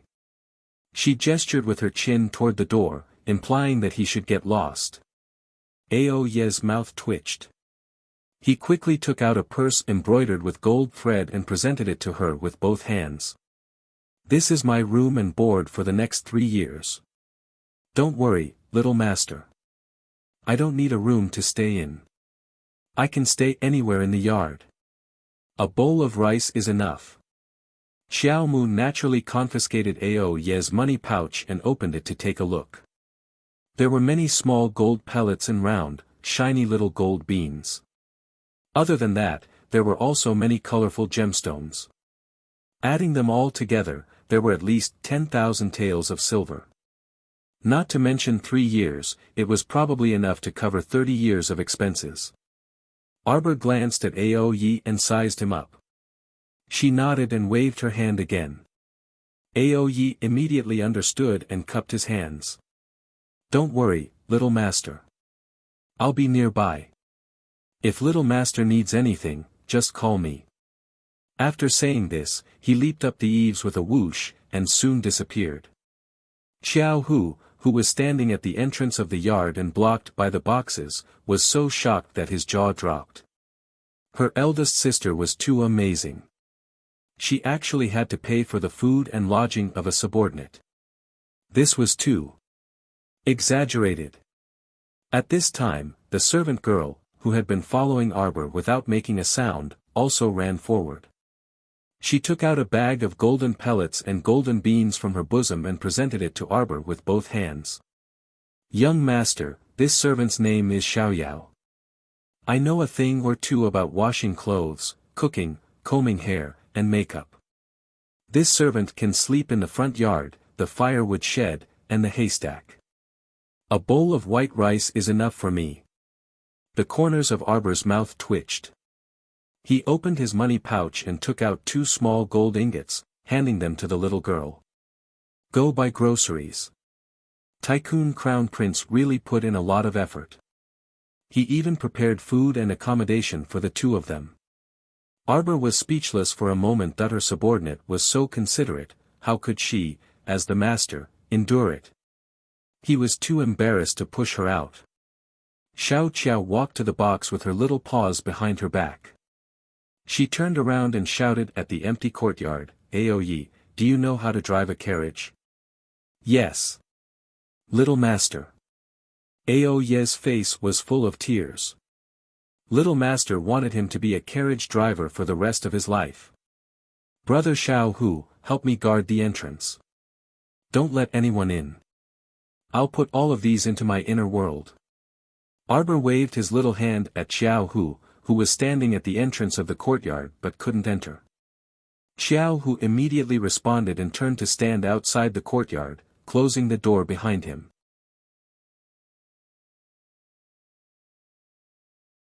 Chapter 85. Arbor immediately took a cursory look at the boxes and realized that the nouveau riche crown prince was indeed quite reliable. There were more than 10 boxes of ready-made clothes for all 4 seasons, shoes, and hats, enough for their family to wear for a while. Other than that, there were 70 to 80 boxes of high-quality materials, thick, thin, silk, and velvet. There was really everything that one could think of. Coupled with more than 10 boxes of silk threads of various colors, even if mother wanted to cut and make clothes herself, she wouldn't have to worry. It was indeed enough to wear for 20 years. Hehe, she had only said it casually. She didn't expect that the crown prince would really take care of everything for her. Arbor sat on one of the boxes and used her mystic senses to sense the surroundings before taking the heart of paradise out of her mouth. She didn't want to say anything after fighting with the sapling. It was simply tiring. If it weren't for the fact that there were too many boxes here and they took up a lot of space, she would have hated that she couldn't use a storage talisman. That way, she wouldn't have to fight with that strange tree every time. After snatching the heart of paradise, Xiao Mu deliberately used her mystic conscience to sweep over the tree. However, she saw that it was drooping its branches and swaying pitifully, as if it was complaining about her tyrannical power. Heh. This heart of paradise was hers, all right. Damn it, it took so much effort to take it out every time. How could she endure it? How infuriating. Arbor injected a strand of mystic energy into the heart of paradise. The pearl leaped and released a strange light. A translucent valley instantly appeared in midair. With a thought, the dozens of boxes at her feet quickly entered the paradise and were neatly placed in the open space in front of the peach forest. Arbor tried to take out one of the boxes. She only needed a little mystic energy to quickly summon the box. This time, she was completely at ease. She quickly moved the remaining boxes into the paradise. The ready-made clothes, shoes, hats, and other materials were placed separately so that they could be used in the future. After that, Arbor threw 30 boxes of iron arrows, 10 crow-gold arrows, crow-repeating crossbows, and ordinary repeating crossbows into the paradise. She took out a few golden beans and placed them in her purse.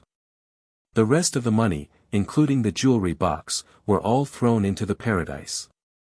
Xiao Mu narrowed her eyes and looked at the translucent valley in midair. She saw that the empty space in front of the peach forest was almost completely filled with boxes. However, there was still a lot of empty space behind the lake and peach forest, so Arbor wasn't worried that there wouldn't be enough space. Now, she was just waiting for second uncle to bring back all the supplies. When that time came, everything that needed to be prepared.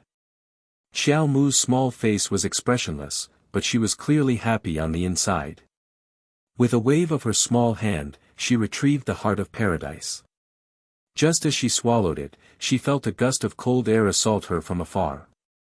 A layer of goosebumps inexplicably appeared on our dear Xiao Mu's skin, causing her heart to clench and her entire body to rapidly tighten. Xiao Mu. You. What are you? Xiao qiao qiao qiao ao qiao qiao. In less than a second, the courtyard door was kicked open. Brother Hu flew towards Arbor like a kite with a broken string. Startled, Arbor's eyes turned cold.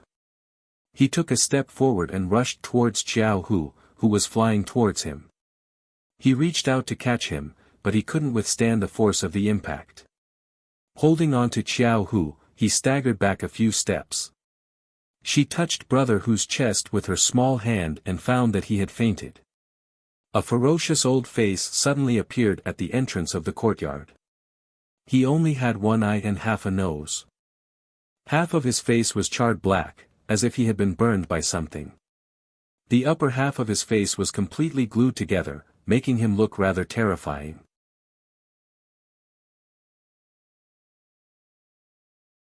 Chapter 86. Alarmed, Arbor immediately turned around and hastily took out ointment and smeared it on Xiao Hu's chest. That hemostatic ointment was extremely effective. The moment it was smeared, the blood immediately stopped flowing.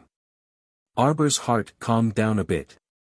Just as she placed Xiao Hu against the wall of the courtyard, a sinister granny's face abruptly appeared in front of her, and a withered, twig-like hand reached for her neck. Xiao Mu dodged backwards, and a faint doubt flitted through the old woman's eyes. Her hand that was grabbing Xiao Mu also paused, and she examined Xiao Mu from head to toe before chuckling coldly. Little child, you're actually a mystic cultivator. Although your cultivation isn't high, it's commendable at your age. Old senior, may I ask why you suddenly barged into my home and injured my older brother? This granny carried dense mystic energy, and her cultivation was probably on par with that ghost saber that Prince Mo had crushed to death. Perhaps she was also a level 8 mystic cultivator. Although Arbor was alarmed, she didn't show it on the surface. This granny must have sensed the aura of the heart of paradise and followed it here. Arbor tightly clenched her fists, inwardly resentful. She was still too careless. Child, where are your parents? Father left early in the morning and still hasn't returned. Mother took the girl out to buy groceries. A trace of suspicion flashed through the granny's eyes. In reality, when she entered this courtyard, she had already used her mystic conscience to sense it. She knew that the little doll wasn't lying and that there was no one else's aura in this small residence. Little doll, tell Granny honestly, did anyone pass by your home just now? Or, did you see anything strange? Arbor honestly shook her head. The granny's gaze swept over her before she suddenly reached out and sucked the unconscious Xiao Hu into her palm. She was extremely fast, and Arbor couldn't stop her in time. Moreover, the difference in their cultivation was too great, so it was useless even if she wanted to stop her. The old woman's withered fingers picked up a bit of ointment from Xiao Hu's chest and brought it to her nose for a sniff. She then turned to Xiao Mu with a pensive smile. "Little girl, how can a poor person afford to use such a high-quality ointment? I think you'd better confess honestly. When I passed by your house, I clearly smelled a trace of aura leaked out of the mystic domain after the mystic realm was refined. As expected, they're here for the heart of paradise." Arbor took a deep breath and clenched his fists tightly behind his back. "If you don't tell me the truth, give me an explanation." The old woman gave her an enigmatic smile. "This old woman will refine you two into puppet ghosts, making the two of you unable to reincarnate for all eternity." Arbor suddenly opened his small fists behind his back, and two strength and speed talismans shot out into the distance. At the same time, a cold voice that sounded like it had been pulled out from hell said mechanically and monotonously, "Kill her." Stay Up Late, who was flying over, never knew that he could be so fast. He only felt something bounce onto his body in a flash, and then a trace of special power and speed entered his blood vessels at the same time. There was no need for Arbor to give another order. Stay Up Late's 1 meter of grace flew in front of the old woman, startling her. She unconsciously retreated and let go of Xiao Hu's hand. Arbor reached out to grab Xiao Hu's body and lightly leaped to the side. She turned back to stare at the old woman as if she was looking at a corpse. That gaze made even the old woman, whose hands were stained with blood, shiver. She felt a chill run up her spine.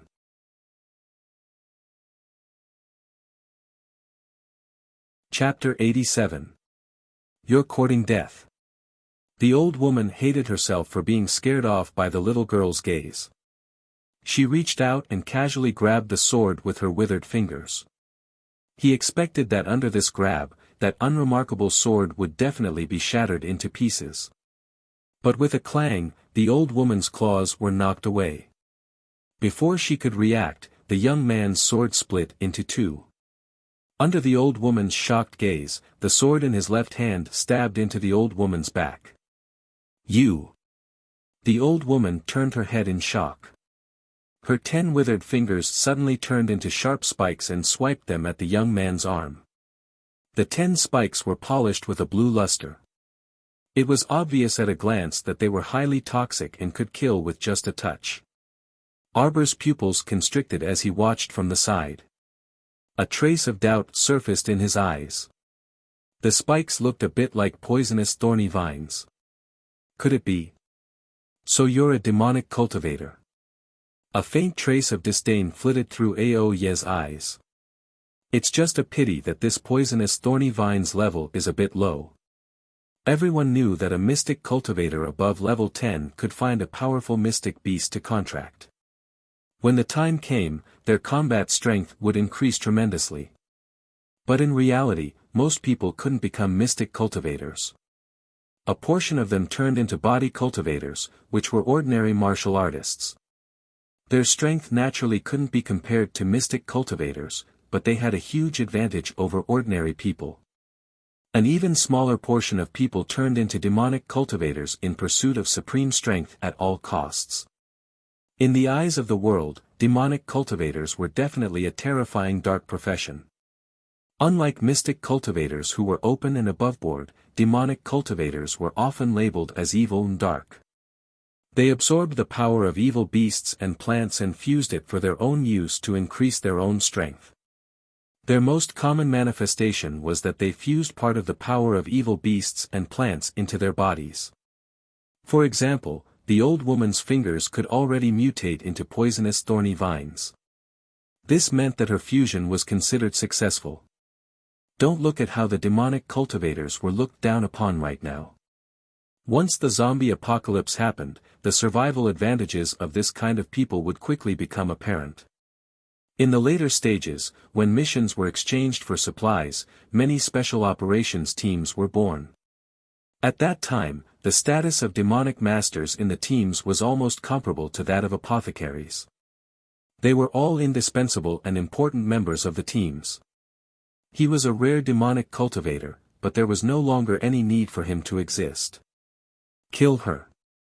Arbor was too lazy to investigate the old woman's identity and ordered again. Yes, little master.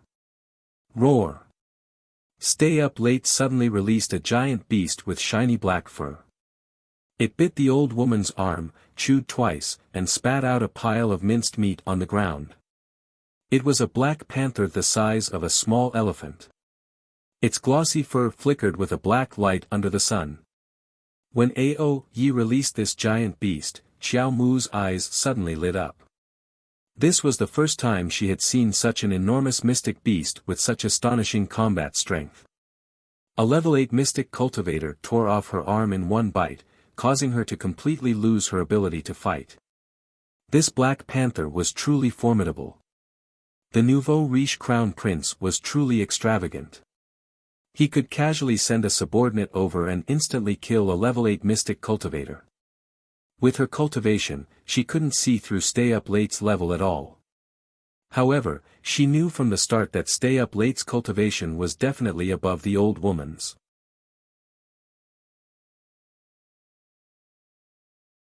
Chapter 88. She knew from the start that Ye's cultivation was higher than the old woman's. So that the old woman was dead for sure.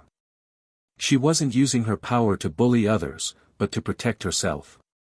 Every man for himself. She didn't want to die, so it was better for the old woman to die. The old woman had never thought that she would die in this small mountain village.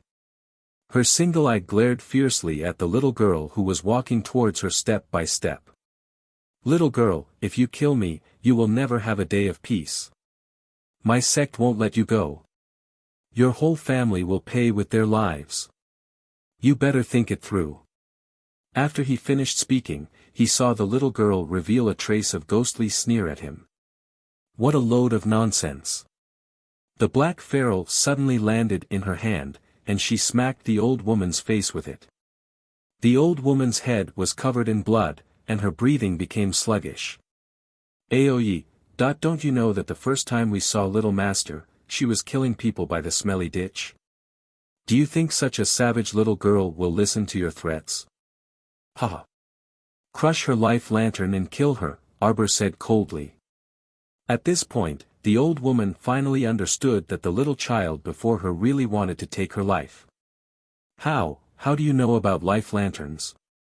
The old woman's lips trembled, and her entire body and soul trembled. Arbor wasn't interested in answering her. Instead, she stared at her with her dark eyes for a while, then asked softly, "What is a puppet ghost?" The old woman's body couldn't help but tremble. Even she didn't realize that she was trembling like a quail in front of this 6 or 7-year-old girl. I don't know what you're talking about. Little Master, this person should be an elder of the Ghoul sect. The Ghoul sect has an extremely secretive secret technique called the puppet technique. They can refine young boys and girls into puppets. From then on, they'll be slaves and have no thoughts or emotions. They'll completely listen to their master's orders, like puppets on strings. Xiao Mu suddenly smiled at the old woman, but this smile only caused the old woman's entire body to tremble even more violently. She didn't know if it was a smile or not.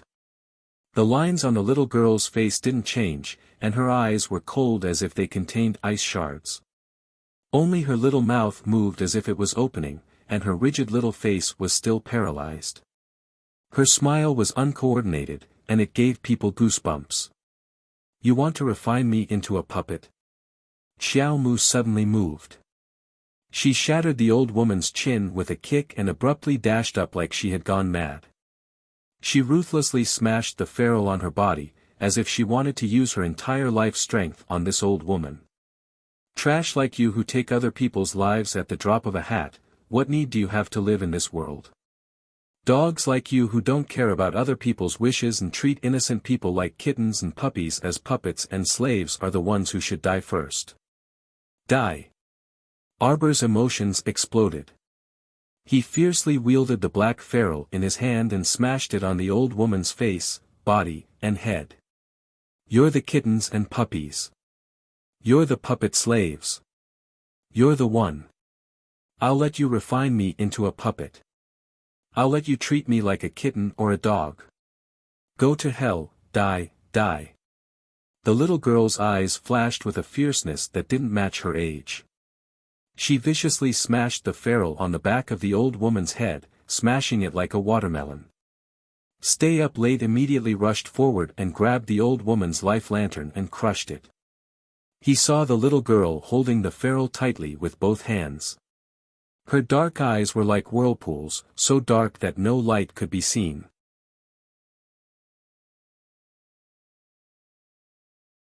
Chapter 89. Stay Up Late's heart skipped a beat. Seeing the little girl's demonic expression, he hurriedly bowed and called out, "Little master." Xiao Mu's chilly gaze landed on the old woman's mangled body on the ground. There was clearly not a single person in her pitch-black and serene eyes. Little master. Stay Up Late's expression changed slightly. He raised his voice slightly to pull Arbor out of her emotions. The little hand that was tightly holding the ferrule loosened in an instant. Her frosty little face relaxed a little. She turned her head to look at the anxious black-clothed youth and nodded. "I'm fine. Dispose of the body. Don't leave any traces behind." "Yes." Stay Up Late nodded. He skillfully picked up the old woman's body and sprinkled some white powder on the ground with his left hand. The puddle of blood quickly dried up and disappeared. The yard seemed to have returned to its usual calm. But Arbor's heart could not calm down. She lowered her head and looked at Brother who was lying in the corner with his eyes closed. She subconsciously clenched her fists tightly. She knew very well that stopping the bleeding on the chest would not be of much use. The old woman's attack had caused serious damage to Brother Hu's internal organs. No one in this small mountain village could heal him. "Little master, this little brother's injuries are serious. He might not live." Stay Up Late knew that the little girl was upset and wanted to comfort her. Arbor nodded and interrupted him. "Go take care of it." "Yes." Stay Up Late took 2 steps forward with the old woman. He heard the little girl's soft voice behind him. "I've troubled you. Next time. I'll be more careful." Stay Up Late paused for a moment. He did not know why, but his emotions were inexplicably complicated.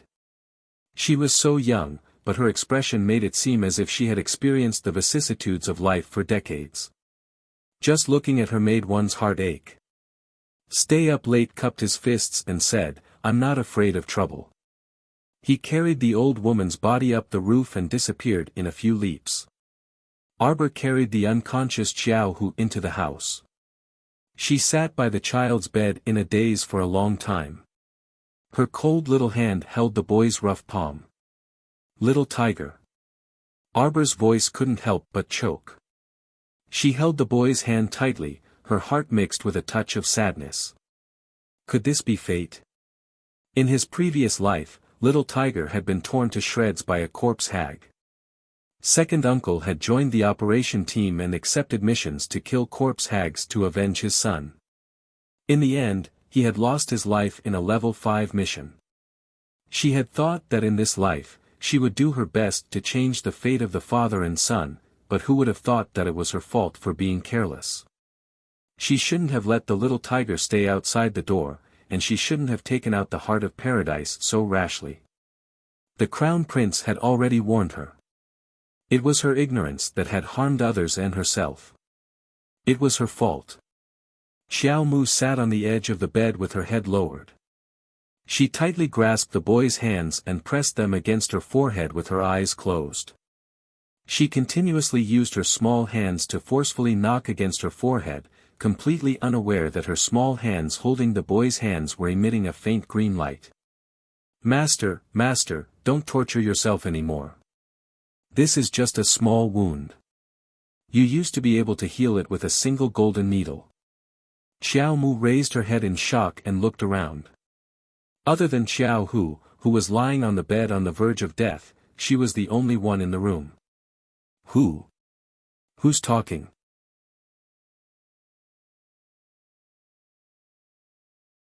Chapter 90. Master, master, it's little ball. Little ball. Sob, sob, sob.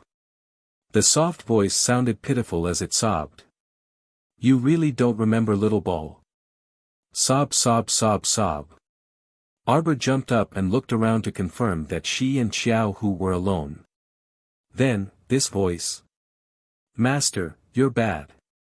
The aggrieved voice sounded. This time, Arbor realized that the soft voice didn't seem to be coming from the outside world. Instead, it seemed to be coming directly from her brain. Who are you trying to trick? Come out.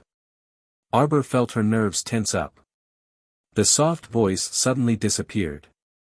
Arbor roared into the air, but the other party didn't respond for a long time. Why aren't you saying anything? Xiao Mu was completely confused. Sob, sob, sob, sob. The weak cry echoed in her mind, mixed with a few sobs. Arbor was at her wit's end. She couldn't figure out what was going on and couldn't see the other party. Arbor could only ask tentatively, your little ball. Ah. The soft voice instantly rose in pitch, filled with unbelievable excitement. Master, master, you remember little ball. You remember little ball's name. Master, you remember little ball. Ah ah. Master remembers little ball. Are you crazy? Didn't you tell me the name little ball yourself? Arbor was really speechless. She didn't want to talk to this idiot anymore. What did you say about golden needles? Arbor asked patiently. Master, you just have to open the star domain and take out the set of magical needles that your master gave you. You'll definitely be able to cure this kid on the bed. Arbor chuckled. Although she could understand every single word that this idiot said, why couldn't she understand the meaning when they were put together? What the hell was the star domain? When did she have a master? And what magical needles? Were you sure you weren't joking? You've got the wrong person. Arbor concluded with certainty and walked out the door. No matter what, she had to try to get someone to treat little ball. Even if there was only a slim chance of survival, she had to try. Master, master, how could Qiuqiu recognize the wrong person? You're Qiuqiu's master. We've lived and died together for so long. I'm master's only Qiuqiu. Arbor stepped out of the door, his delicate eyebrows furrowed. There was a nagging voice that kept echoing in his mind.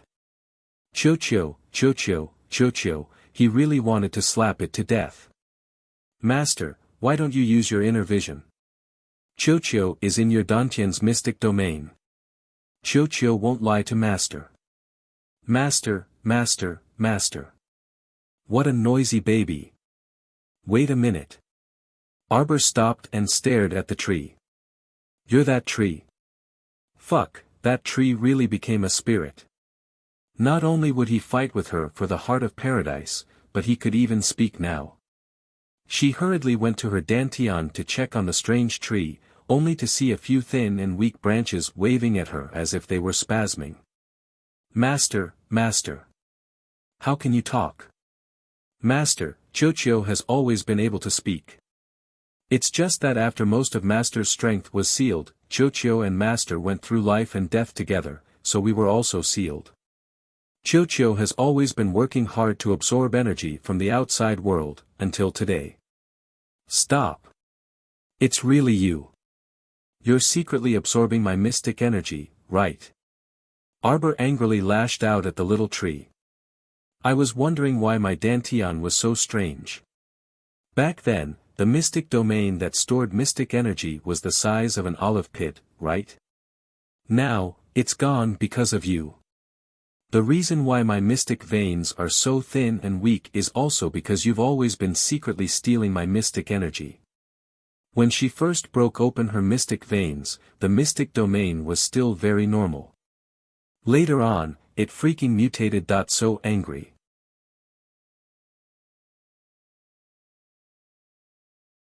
Chapter 91. Wu. Master, Chocho is very useful. Chocho's leaves can not only increase one's mystic energy, it can also strengthen one's body and prolong one's life. Wu, also, Chocho can bloom and bear fruit in the future.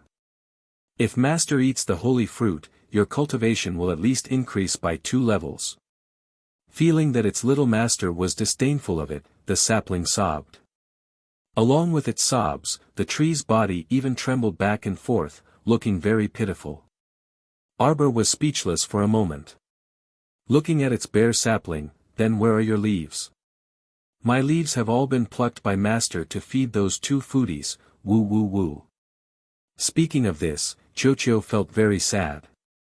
This unscrupulous Master, as long as she saw that it had grown leaves, she would take them all away. Arbor's mouth twitched. Seeing how pitiful it was crying, she couldn't help but say, I definitely didn't pluck them. And even if I did, I wouldn't have plucked all of them. In any case, I would have left you 2 to cover up your ugliness. Although you make it sound like I really did this unscrupulous thing, I'm very clear that I didn't do it. Arbor chuckled coldly. It's you. Master, don't be so stubborn. Whether you plucked them or not, who else could be clearer than it?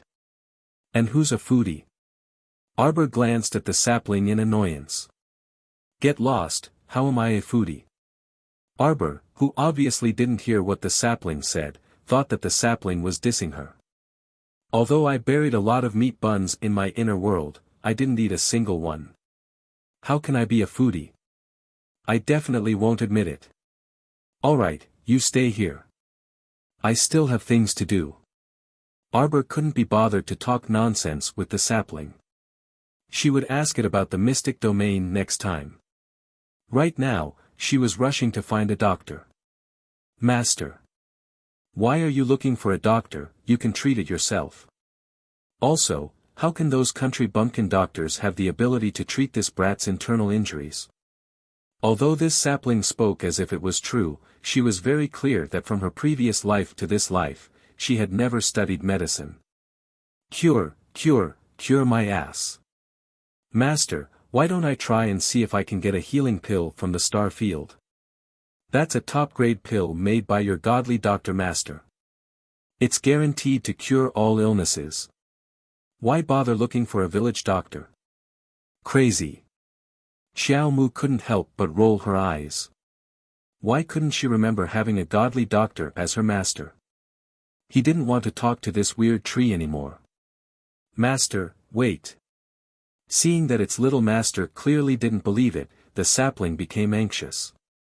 As if it was having a cramp, it shook its entire body chaotically. I'm shaking. The little tree trembled so much that its branches danced in the air. If it could transform into a human form, it would probably be in tears by now. How tiring. He had to expend so much effort just to retrieve a single healing pill. How pitiful. In the past, he wouldn't have needed to expend so much effort. Just as Xiao Mu's patience was about to run out, she saw a glaring golden light appear at the top of the small tree and disappear in a flash. A round crimson pill suddenly popped out from under the tree root. Xiao Mu was a bit dumbfounded, and she reflexively reached out to catch that pill.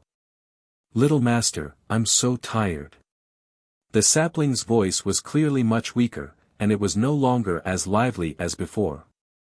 I need to rest for a while. I can't see little master for the next 2 days. Also, don't snatch Paradise Planet. I need it to recover. The sapling's voice disappeared.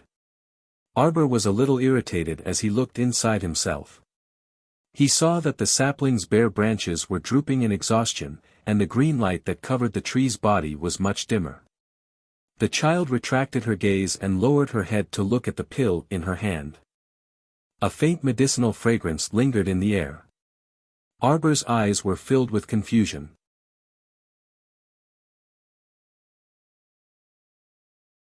Chapter 92.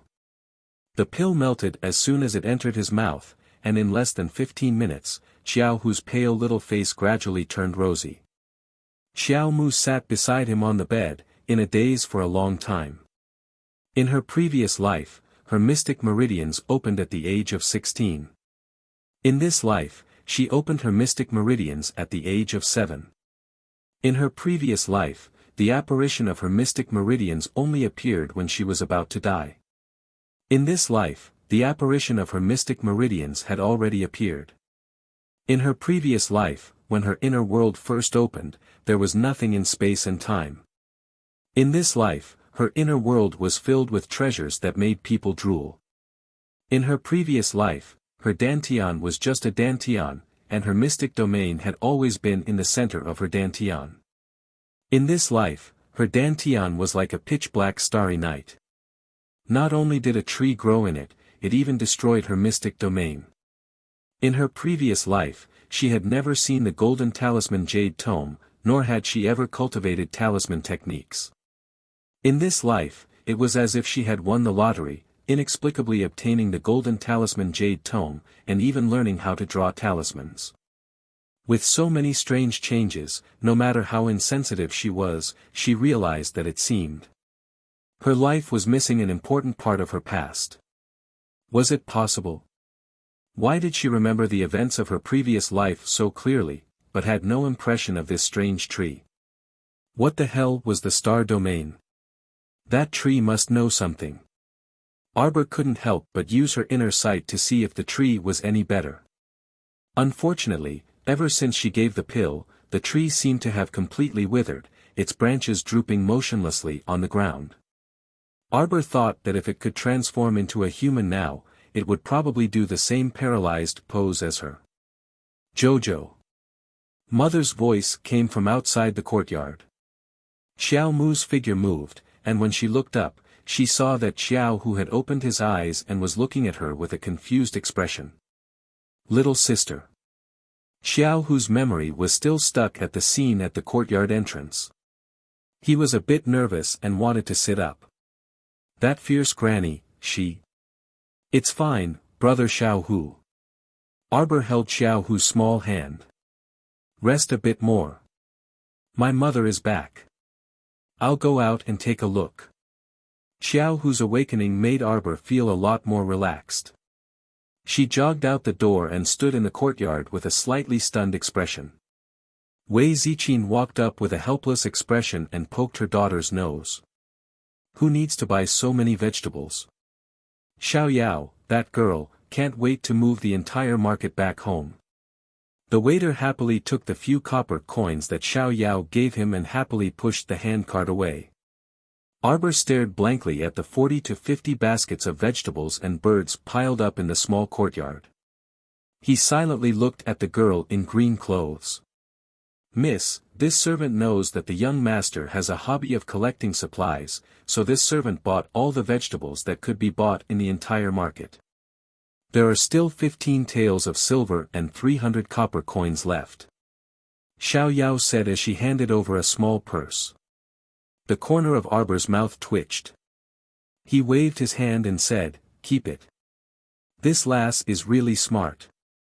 She can actually see through my intentions so accurately. The small gold ingots that she had given her previously were worth 1 tael each. The current price of 1 tael of gold was about 10 taels of silver. 1 tael of silver could be exchanged for 1,000 copper coins. Little Xiao Yao had practically emptied the entire market and actually spent less than 5 taels of silver. Arbor's mood was slightly lifted. From the looks of it, the 400 taels of gold that she had given second uncle should be enough to buy a lot of food. Speaking of which, second uncle should be back in 2 days. You're tuning into the Han Li's Wuxia Adventures YouTube channel. We're so grateful for your support and don't forget to subscribe to join us on this incredible journey through captivating stories. Your generosity through donations truly makes a world of difference, as it's the primary source of revenue that allows me to expand and enhance this channel for you. Thank you from the bottom of my heart for being a part of this adventure.